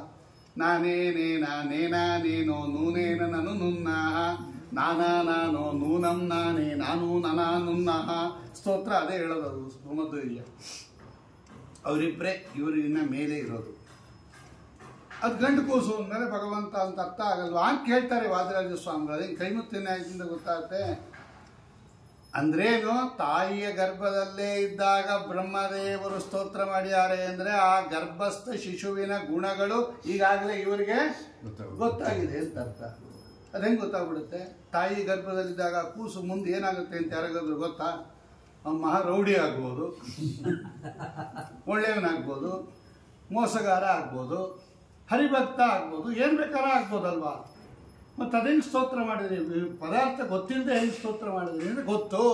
ಅದಕ್ಕೆ ಬ್ರಹ್ಮದೇವರು ಹೇಳೋದು. ಕಡೆಗೆ ಹೇಳ್ಬಿಟ್ಟು ಹೋಗ್ತಾರೆ ದೇವಕಿಗೆ, ಸಾಕ್ಷಾತ್ ಪರಮಾತ್ಮ ಅವತಾರ ಮಾಡ್ತಾ ಇದ್ದಾನಮ್ಮ. ಕಂಸ ಎಲ್ಲಿ ಕೊಂದುಬಿಡ್ತಾನೋ ಅಂತ ನೀವು ಹೆದರ್ಕೋಬೇಡ. ಕಂಸನನ್ನು ಕೊಲ್ಲಕ್ಕೆ ಬಂದಿರೋ ಕೂಸದು. ನೀನು ಸಂತೋಷವಾಗಿರುವಂಥ ಆಶ್ವಾಸನೆ ಕೊಟ್ಟು ಹೋಗ್ತಾರೆ. ಅದರಿಂದ ನಮಗೆ ಗೊತ್ತಾಗುತ್ತೆ ಬ್ರಹ್ಮದೇವರಿಂದ ಸ್ತುತ್ಯನಾಗಿರ್ತಕ್ಕಂತಹ ಒಳಗಡೆ ಸ್ವಾಮಿ ಇದ್ದಾನೆ. ಗರ್ಭಸ್ತುತಿ ಕೇಳಿದ್ರೆ ಗೊತ್ತಾಗ್ತೀನಿ. ಅತ್ಯದ್ಭುತವಾದ ಶ್ಲೋಕ ಅದು ಗರ್ಭಸ್ತುತಿ. ಇದನ್ನೆಲ್ಲ ಇಟ್ಕೊಂಡು ಆಮೇಲೆ ಭಗವಂತ ಹೇಳ್ದ, ನೋಡಿ ನಾನು ಯಾಕೆ ಗೊತ್ತಾ ಹಿಂಗೆ ಬಂದಿದ್ದು? ನಾನು ಈ ರೂಪದಲ್ಲಿ ಬರದೇ ಇದ್ದರೆ ನಾನು ಅಂತ ನಿಮ್ಗೆ ಗೊತ್ತಾಗ್ತಾನೇ ಇರಲಿಲ್ಲ. ಈಗಾಗಲೇ 6 ಕೂಸು ಹುಟ್ಟಿದೆ, ಇದು ಒಂದು 7ನೇದು 8ನೇದು ಯಾವುದೋ ಒಂದು ಹುಟ್ಟಿದೆ ಅಂತ ತಿಳ್ಕೊಂಡ್ಬಿಡ್ತಾ ಇದ್ರಿ. ನಾನು ಹುಟ್ಟಿದ್ದೀನಿ ಅಂತ ನಿಮ್ಗೆ ಗೊತ್ತಾಗಬೇಕಲ್ಲ. ನಾನು ಅವತಾರ ಮಾಡಿದ್ದೀನಿ ಅಂತ ಗೊತ್ತಾಗಬೇಕಾದ್ರೆ ನಾನು ಪೆಕ್ಯುಲಿಯರ್ ಆಗಿ ತೋರಿಸ್ಬೇಕು. ಇಲ್ಲದೆ ಐಡೆಂಟಿಫೈ ಹೆಂಗೆ ಮಾಡ್ತೀರಾ ನೀವು? ನನ್ನನ್ನು ಕೃಷ್ಣ ಅಂತ ಭಗವಂತ ಅಂತ ಹೆಂಗೆ ಐಡೆಂಟಿಫೈ ಮಾಡ್ತೀರಾ? ನನ್ನ ಕುರಿತು ತಪಸ್ ಮಾಡಿದ್ರಿ ಪರಮಾತ್ಮ ನಿನ್ನ ಮಗನಾಗಿ ಬರಬೇಕು ಅಂತ. ಐಡೆಂಟಿಫೈ ಹೆಂಗೆ ಮಾಡ್ತೀರಾ ನೀನೇ ಬಂದಿದ್ದಾನೆ ಅಂತ? ಅದಕ್ಕೆ ಏನು ಮಾಡ್ಬಿಟ್ಟು ನಾನು ಈ ರೂಪದಿಂದ ಬಂದೆ ಅಂತ ಹೇಳ್ತಾನೆ ಭಗವಂತ. ನಮ್ಮನ್ನು ಕುರಿತು ತಪಸ್ ಮಾಡಿದ್ರಿ ಬ್ರಹ್ಮದೇವರ ಆದೇಶದಂತೆ. ಇದು ನಾನು ನಿಮಗೆ 3ನೇ ಬಾರಿ ಬರ್ತಾ ಇರೋದು. ಹಿಂದೆ ಪೃಷ್ಣಿಗರ್ಭ ಅನ್ನೋ ರೂಪದಿಂದ ಬಂದಿದ್ದೆ, ಆಮೇಲೆ ವಾಮನನಾಗಿ ಬಂದಿದ್ದೆ, ಈಗ ನಾನು ಈ ರೂಪದಿಂದ ಬರ್ತಾ ಇದ್ದೀನಿ. ನನ್ನನ್ನು ಮಗ ಅಂತನೂ ನೋಡ್ರಿ, ಪರಮಾತ್ಮ ಅಂತನೂ ನೋಡ್ರಿ. ಮಗ ಅಂತ ಸಂತೋಷ ಪಡ್ರಿ, ನಮ್ಮ ಮಗ ಕೂಸಾಗಿ ಬಂದಿಯಾನೆ ಅಂತ. ಅದಕ್ಕಿಂತ ಹೆಚ್ಚಾಗಿ ಪುತ್ರ ಭಾವೇನ ಬ್ರಹ್ಮ ಭಾವೇನ ಅಸಕೃತ್ ಭಾಗವತ ಹೇಳುತ್ತೆ. ಮಗ ಅಂತನೂ ಸಂತೋಷ ಪಡ್ರಿ. ಅದಕ್ಕಿಂತ ಹೆಚ್ಚಾಗಿ ನಾನು ಪರಬ್ರಹ್ಮ ಅಂತ ಹೇಳಿಕೊಂಡು ತಿಳಿದು ನನ್ನನ್ನು ಚಿಂತನೆ ಮಾಡಿರಿ. ಅಪ್ಪ ವಸುದೇವ, ನಾನು ಕರ್ಕೊಂಡೋಗಿ ಗೋಕುಲಕ್ಕೆ ಬಿಟ್ಬಿಡು ಅಂದ. ನೋಡಿ, ಆರ್ಡ್ರು ಭಗವಂತ. ನಮ್ಮ ಲೋಕದಲ್ಲೆಲ್ಲ ವಯಸ್ಸಾದ್ಮೇಲೆ ಅಪ್ಪಂಗೆ ಆರ್ಡ್ರ್ ಮಾಡ್ತಾನೆ. ಇನ್ನು ಈಗ ಆಗ್ತಾನೆ ಹುಟ್ಟಿದಾನೆ ಅಪ್ಪಂಗೆ ಆರ್ಡ್ರ್. ಇವನು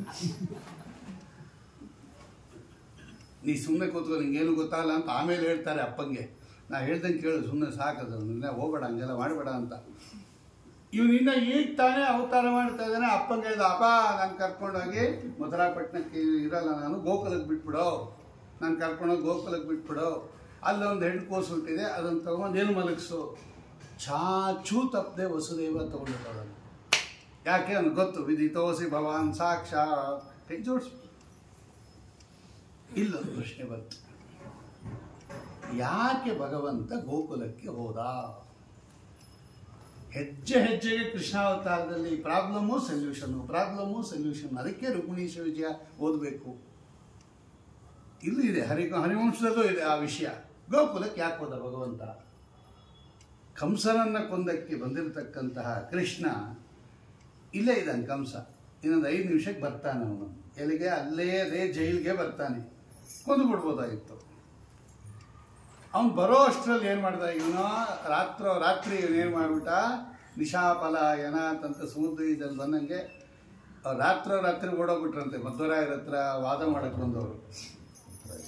ನಾಳೆ ಮಾಡೋಣ ಅಂದ್ರಂತೆ. ನಾಳೆ ಯಾಕಪ್ಪ ಈಗಲೇ ಮಾಡು ಅಂದ್ರಂತೆ. ಇಲ್ಲ ನಾಳೆ ಪೋಸ್ಟ್ಪೋನ್ ಮಾಡೋಣ, ಸಾಕಿವತ್ತು ವಾಕ್ಯಾರ್ಥ ಅಂತ. ಆಯಿತು ಅಂದ್ರಂತೆ. ಈ ನಾಳೆ ಎಷ್ಟೊತ್ತಾದರೂ ಬರಲೇ ಇಲ್ಲ. ಅಲ್ಲಿ ಹೋಗಿ ನೋಡಿದ್ರೆ ಲಾಡ್ಜ್ ಬೀಗ ಹಾಕೊಂಡು ಹೊಟ್ಟೋಗ್ಬಿಟ್ಟು ಕ್ಲೋಸ್ ಮಾಡಿ ಅಕೌಂಟು. ಜನಕ್ಕೆ ಇವಾಗಲೇ ಗೊತ್ತಾಯ್ತಂತೆ ನಾಳೆ ಮಾಡೋಣ ಅಂದರೆ ಮುಗೀತು, ಅವ್ರ ಹತ್ರ ಸೋತಿದ್ದಾರೆ ಅಂತ ಅರ್ಥ. ಸನಿಶ್ಚಿಕಾಯಾತ ನಿಶಾಪಲಾಯನ, ರಾತ್ರಿ ಹೊಟ್ಟೋಗಿದ್ರಂತೆ. ನಾಳೆ ಇದ್ರೆ ಜಯಪತ್ರಿಕೆ ಬರ್ಕೊಡ್ಬೇಕು ಅಂತ. ಹಾಗೆ ಕಂಸನನ್ನ ಕೊಲ್ಲಕ್ಕೆ ಬಂದಿರತಕ್ಕಂತಹ ಕೃಷ್ಣ ರಾತ್ರಿ ಯಾಕೆ ಹೊಟ್ಟೋದ ಅಂತ ಒಂದು ಪ್ರಶ್ನೆ ಉಳ್ಕೊಂಡ್ಬಿಡ್ತು.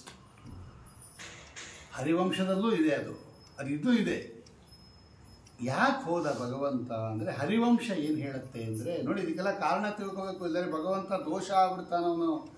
ಕಂಸನ ಭಯ, ಎಲ್ಲರೂ ಹೇಳ್ಬಿಟ್ರು ಕಂಸನ ಭಯ ಕೃಷ್ಣಂಗೆ. ಇನ್ನು ಎಲ್ಲಿ ಬಂದು ಕೊಂದು ಬಿಡ್ತಾನೋ ಅಂದ್ಬಿಟ್ಟು ಇವನೇನು ಮಾಡ್ದ? ಕಂಸ ಬರೋಕ್ಕಿಂತ ಮುಂಚೆ ಅಪ್ಪಂಗೆ ಹೇಳ್ಬಿಟ್ಟು ಗೋಕುಲಕ್ಕೆ ಓಡೋದ ಹೆದರ್ಕೊಂಡು ಅಂತ ಒಂದು.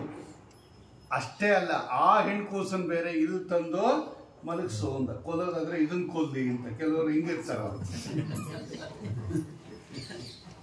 ಕಸ ಬಳಿದ್ಬಿಟ್ಟು ಇನ್ನೊಬ್ಬರು ಮನೆ ಮುಂದೆ ಹಾಕೋರು ಇರ್ತಾರೆ ಕೆಲವರು. ನಮ್ಮನೆ ಕ್ಲೀನ್ ಆಗೋದು ಒಂದು, ಅವ್ರ ಮನೆ ಹಾಳಾಗೋದು ಒಂದು.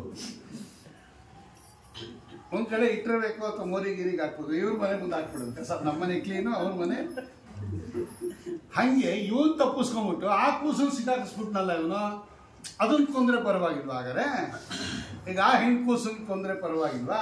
ಅದನ್ನ ಇಲ್ಲಿ ತಂದು ಮಲಗಿಸ್ಬಿಟ್ಟ ಕಂಸ. ಇದನ್ನೇ ದೇವಕಿ ಕೂಸು ಅಂತ ತಿಳ್ಕೊಂಡು ಏನ್ ಮಾಡ್ತಾನೆ? ಕೊಂದು ಬಿಡ್ತಾನೆ. ಅಲ್ಲಿಗೆ ನಾನು ಬಚಾವಾದ್ರೆ ಸಾಕು, ಇನ್ನೊಂದನ್ನ ಸಿಕ್ಕಾಕಿಸ್ತಾನೆ. ನೋಡ್ರಿ ಇವನು ಕಿಲಾಡಿ ಕಿಟ್ಟ ಅಂದ್ಬಿಟ್ರು ಎಲ್ಲರೂ ಕೃಷ್ಣಂಗೆ.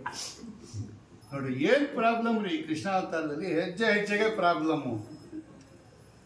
ಇದೆರಡಕ್ಕೂ ಉತ್ತರ ಕೊಡ್ತಾರೆ ಅವರು. ಇದೆರಡಕ್ಕೂ ಉತ್ತರ. ಯಾಕೆ ಭಗವಂತ ಇಲ್ಲಿ ಕರ್ಕೊಂಬಂದ ಹೆಣ್ಕೂಸನ್ನ ಅಂದರೆ, ಆ ಕೂಸು ಯಾವುದು ಅಂತ ಭಗವಂತಂಗೆ ಗೊತ್ತು. ಇವನೇ ಹೇಳಿ ಅವತಾರ ಮಾಡು ಅಂತ ಹೇಳಿರೋದು. ಯಾರದು? ವಿಶ್ವಸ್ಥಿತಿ ಪ್ರಳಯ ಸರ್ಗ ಮಹಾವಿಭೂತಿ ವೃತ್ತಿ ಪ್ರಕಾಶ ನಿಯಮ ಆವೃತ್ತಿ ವಂದ ಮೋಕ್ಷ ಯಸ್ಯ ಆಪಾಂಗಲವ ಮಾತ್ರ ಸ ಊರ್ಜಿತಾ ಸ ಶ್ರೀರ್ಯತ್ಕಟಾಕ್ಷ ಬಲವತ್ ಸಜಿತಂ ನಮಾಮಿ. ಅದು ಯಾರು ಅಂತ ಗೊತ್ತಿಲ್ಲೇನು ಭಗವಂತನಿಗೆ? ಯಾವುದೋ ಹೆಣ್ಕೂಸು ಅಂತಂದು ಇಲ್ಲಿ ಮಲಗಿಸ್ಬಿಟ್ನಾ? ಎಂಥ ಸಾಮರ್ಥ್ಯ ಅವಳಿಗೆ, ಲಕ್ಷ್ಮೀದೇವಿಗೆ.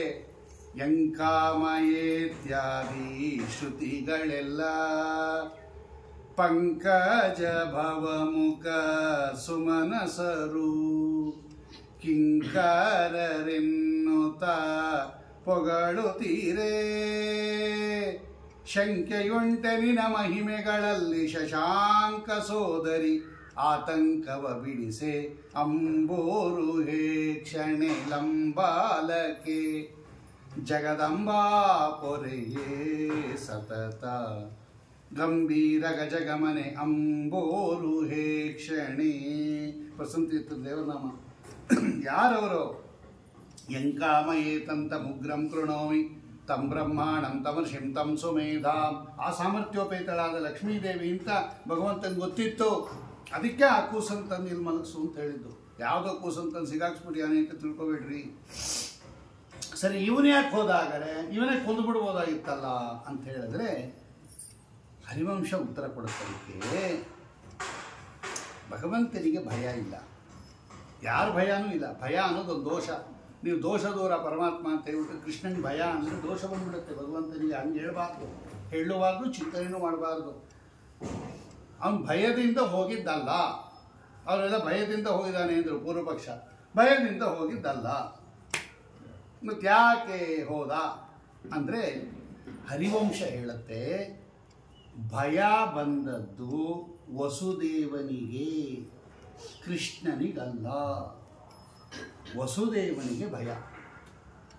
ಯಾಕೆ ಅವನಿಗೆ ಭಯ ಅಂದರೆ 6 ಕೂಸನ್ನು ಕಳ್ಕೊಂಡ್ಬಿಟ್ಟಿದ್ದಾನೆ ವಸುದೇವ. ಇದೇ ಕಂಸ ಕಣ್ಣೆದುರಿಗೇನೆ ತನ್ನಿಂದ ಹುಟ್ಟಿರತಕ್ಕಂತಹ 6 ಜನ, ಒಂದಲ್ಲ ಎರಡಲ್ಲ 6 ಜನ ಗಂಡು ಮಕ್ಕಳನ್ನು, ಅದು ಏನು ಫಳ ಫಳ ಫಳ ಫಳ ಹೊಳಿತಾ ಇತ್ತಂತೆ ಕಾಂತಿಯಿಂದ. ಅದು ಅಂಥ ಕೂಸನ್ನು ಕಾಲು ಹಿಡ್ಕೊಂಡು ಫಟ್ ಅಂತ ತೆಂಗಿನಕಾಯಿ ಹೊಡೆದಂಗೆ ಹೊಡೆದ್ಬಿಟ್ಟಿಯಾನೆ ಎದುರಿಗೆ ಮಗುನ. ಅವನು ಎಷ್ಟು ಸಂಕಟ ಬಿಟ್ಟಿರಬೇಕು ವಸುದೇವ. ಅವನೇನೋ ದೊಡ್ಡ ಮಹಾಭಕ್ತ, ಅದನ್ನು ಸಹಿಸ್ಕೊಂಡ, ಭಗವದಿಚ್ಛೆ, ಅದು ಬೇರೆ ವಿಷಯ. ಒಬ್ಬ ತಂದೆಯಾಗಿ ವಿಚಾರ ಮಾಡಿರಿ. ಆಗ ತಾನೇ ಹುಟ್ಟಿರ್ತಕ್ಕಂಥ ಕೂಸನ್ನು ತಗೊಂಬಂದು ಪಟ್ ಅಂತ ನೆಲದ ಮೇಲೆ ಹೊಡೆದು ಸಂಹಾರ ಮಾಡಿಬಿಟ್ರೆ ಎಷ್ಟು ಮನಸ್ಸಿಗೆ ದುಃಖ ಆಗುತ್ತೆ. ಸತ್ತೋಯ್ತು ಕೂಸು ಒಂದಾಗಲೇ ಇಷ್ಟು ಅಳ್ತೀವಿ ನಾವು. ಎದುರಿಗೆ ಪಟಾರ ಅಂತ ಹೊಡೆದು ಸಂಹಾರ ಮಾಡಿದ್ರೆ ಇನ್ನೆಷ್ಟು ದುಃಖ ಆಗಬೇಕು. ಅಷ್ಟು ದುಃಖ ಒಂದಲ್ಲ ಎರಡಲ್ಲ 6 ವರ್ಷಕ್ಕೊಂದೊಂದು ಹೊಡೆಯೋದು, ಇವನು ತೊಗೊಂಬಂದು ಕೊಡೋದು, ಅವನ ಎದುರಿಗೇನೆ ಪಟ್ ಅಂತ ಹೊಡೆಯೋದು, ಸಂಹಾರ ಮಾಡೋದು. ಅಷ್ಟು ದುಃಖ ಆಗ್ಬಿಟ್ಟಿತ್ತು ವಸುದೇವನಿಗೆ. ಅವನಿಗೆ ಭಯ. ಇವನು ಪರಮಾತ್ಮ ಅಂತ ಗೊತ್ತು, ಸ್ತೋತ್ರ ಮಾಡಿದ್ದಾನೆ. ಆದರೂ ಕೂಡ ಆ ಜೀವನಿಗೆ ಒಂದು ಕಾರ್ನರಲ್ಲಿ ಒಂದು ಭಯ ಇರುತ್ತೆ. ಆ್ಯಸ್ ಎ ಫಾದರ್, ಒಬ್ಬ ತಂದೆ ಆಗಿ ಅವನಿಗೆ ಇದ್ದೇ ಇರುತ್ತೆ ಭಯ. ಎಷ್ಟೇ ಆಗಿರ್ಬೋದು, ಆದರೂ ಭಯ ಇರುತ್ತೆ. ಅದು ಜೀವನ ಸ್ವಭಾವ. ಅದು ಅವ್ರಿಗೆ ಸ್ವಲ್ಪ ಕಡಿಮೆ ಇರುತ್ತೆ, ನಮಗೆ ಸ್ವಲ್ಪ ಜಾಸ್ತಿ ಇರುತ್ತೆ. ಸರ್ವತ್ರ ವ್ಯಾಪ್ತ, ಎಲ್ಲ ಕಡೆ ಪರಮಾತ್ಮ ಇದ್ದಾನೆ ಅಂತ ನಮಗೆ ಗೊತ್ತು. ರಾತ್ರಿ ಹೊತ್ತು ಬನ್ನಿ ಇದ್ರೆ ಸ್ವಲ್ಪ ಎದ್ದು ಬರ್ತೀರ ನನ್ನ ಜೊತೆಗೆ ಅಂತಾರೆ. ಒಬ್ಬರೇ ಹೋಗೋಕ್ಕೆ ಭಯ. ನಾಯಿ ಇದೆ, ಅದಿದೆ, ಇದಿದೆ. ಪರಮಾತ್ಮ ಇದ್ದಾನೆ ಅನ್ನೋ ಜ್ಞಾಪಕ ಬರೋದೇ ಇಲ್ಲ ಅವಾಗ ನಮಗೆ. ಏನು ಗೊತ್ತಿಲ್ವಾ ನಮಗೆ? ಈ ಹಾಡು ಮಾತ್ರ ಹೇಳ್ಬಿಡ್ತೀವಿ, ಎಲ್ಲೆಲ್ಲಿಯೋ ನೀನು ವ್ಯಾಪ್ತನಾಗಿರೋದಕ್ಕೆ ಅಂತ ಭಜನೆಯಲ್ಲಿ ಹೇಳಿರ್ತೀವಿ. ಮನೆಯಲ್ಲೇ ಕೆಲವರು ಹೇಳೋದಿಲ್ಲ, ಬುಸ್ಕ ಹಾಕ್ಕೊಂಬಿಟ್ಟು ಕರೆಂಟ್ ಹೊಟ್ಟೋಗಿದ್ರೆ ಸ್ವಲ್ಪ ಹೇಳ್ರಿ ಅಂತಾರೆ ಅವರು. ಹೊರಗಡೆ ಬೇಡ, ಮನೆ ಒಳಗೆ ಹೇಳೋದಕ್ಕೆ ಇನ್ನೊಬ್ಬ ಹಿಡ್ಕೋತಾರೆ. ಇಷ್ಟು ಭಗವಂತ ಇದ್ದಾನೆ ಅಂತ ಆ ಕಾಲಕ್ಕೆ ನಮಗೆ ಜ್ಞಾಪಕ ಯಾಕೆ ಬರಲ್ಲ ಅಂದರೆ ನಮ್ಮ ಸಹಜ ಜೀವನಿಗೆ ಭಯ ಅದು. ಒಳಗಡೆ ನಮಗೆ ದೋಷ ಇದೆ, ಅದನ್ನೇ ಬಾಯಲ್ಲಿ ಹೇಳ್ತಾ ಇರ್ತೀವಿ ಅಷ್ಟೇ. ಅದು ಅನುಭವಕ್ಕೆ ಬರಬೇಕಾದ್ರೆ ಜನ್ಮದ ಪರಿಪಕ್ವತಾ ಬೇಕು. ವಸುದೇವನಿಗೂ ಹಾಗೆ ಆಗಿತ್ತು. 6 ಮಕ್ಕಳನ್ನು ಕಳೆದುಕೊಂಡ ವಸುದೇವನಿಗೆ ಈ ಕೂಸನ್ನು ಕೂಡ ಎಲ್ಲಿ ಕಂಸ ಸಂಹಾರ ಮಾಡಿಬಿಡ್ತಾನೋ ಅನ್ನೋ ಭಯ ಇತ್ತು. ಆಗ ಭಗವಂತ ಹೇಳ್ತಾನೆ, ನನಗೇನು ಭಯ ಇಲ್ಲ ವಸುದೇವ. ಈಗ ಬಂದರೂ ಕೂಡ, ಶಿಶುವಾಗಿದ್ದಾಗಲೂ ಕೂಡ ನಾನು ಕಂಸನನ್ನು ಸಂಹಾರ ಮಾಡ್ತೀನಿ. ನನಗೇನು ಕೂಸಿದ್ದಾಗ ಬಲ ಇರಲ್ಲ, ಮುಂದೆ ಬಲ ಬರುತ್ತೆ ಅಂತ ಹಂಗೇನಿಲ್ಲ. ಭಗವಂತ ಯಾವಾಗಲೂ ಕೂಡ ಅವನು ಸಕಲ ಗುಣ ಪರಿಪೂರ್ಣ, ದೋಷ ದೂರಾನೇ. ಅವನು ಮಗು ರೂಪದಲ್ಲಿರಲಿ, ಯುವಕ ರೂಪದಲ್ಲಿರಲಿ, ವೃದ್ಧ ರೂಪದಲ್ಲಿರಲಿ, ಯಾವಾಗಲೂ ಅವನು ಗುಣಪೂರ್ಣನೇ. ಅವನದು ಸ್ವರೂಪಭೂತವಾದ ಗುಣಗಳು. ಈಗಲೂ ಕೊಂದುಬಿಡ್ತಾ ಇದ್ದ ಭಗವಂತ. ಪೂತನವನ್ನು ಸಂಹಾರ ಮಾಡಿಲ್ವಾ? 10 ದಿನವೂ ಆಗಲಿಲ್ಲ ಭಗವಂತ ಅವತಾರ ಮಾಡಿ. ಪೂತನೆಯನ್ನು ಸಂಹಾರ ಮಾಡಿದವನಿಗೆ ಕಂಸನನ್ನು ಸಂಹಾರ ಮಾಡೋದು ಏನು ದೊಡ್ಡ ವಿಷಯ. ಆದರೆ ಯಾಕೆ ಸಂಹಾರ ಮಾಡಲಿಲ್ಲ ನೋಡಿ, ವಸುದೇವನಿಗೆ ಭಯ. ನಿಂಗೊಂದು ವೇಳೆ ಭಯ ಆದರೆ ಕರ್ಕೊಂಡೋಗಿ ನನ್ನನ್ನು ಗೋಕುಲದಲ್ಲಿ ಬಿಟ್ಬಿಡು.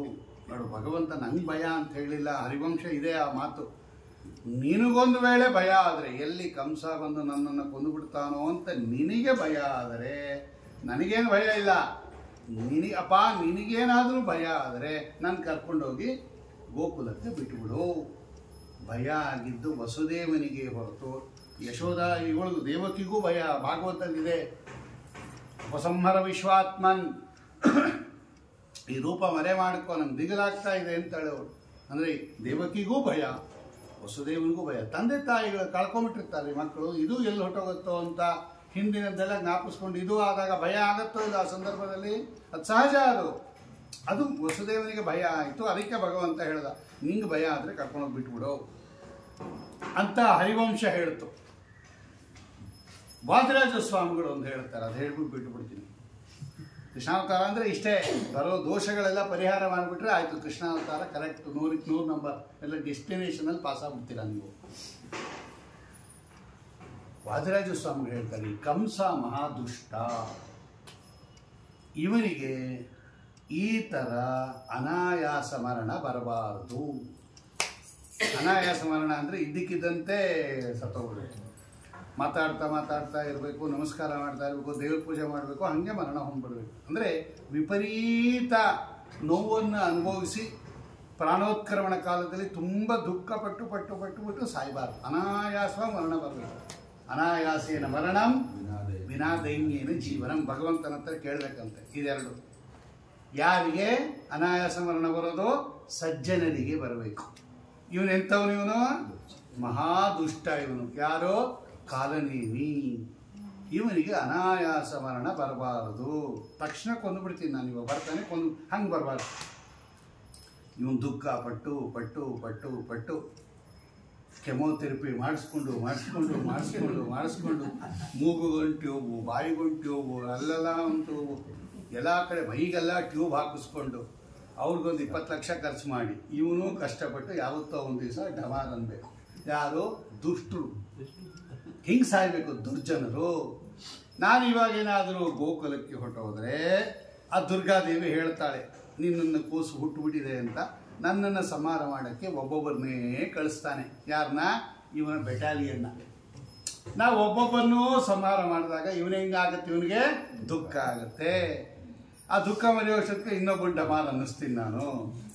ಅದು ಮರೆಯೋಷ್ಟೊತ್ತಿಗೆ ಇನ್ನೊಬ್ಬನ ಸಂಹಾರ ಮಾಡ್ತೀನಿ. ಈ ಪೂತನ ಸತ್ಲು ಅಳ್ತಾ ಕೂತ್ಕೊಂಡ ಕಂಸ.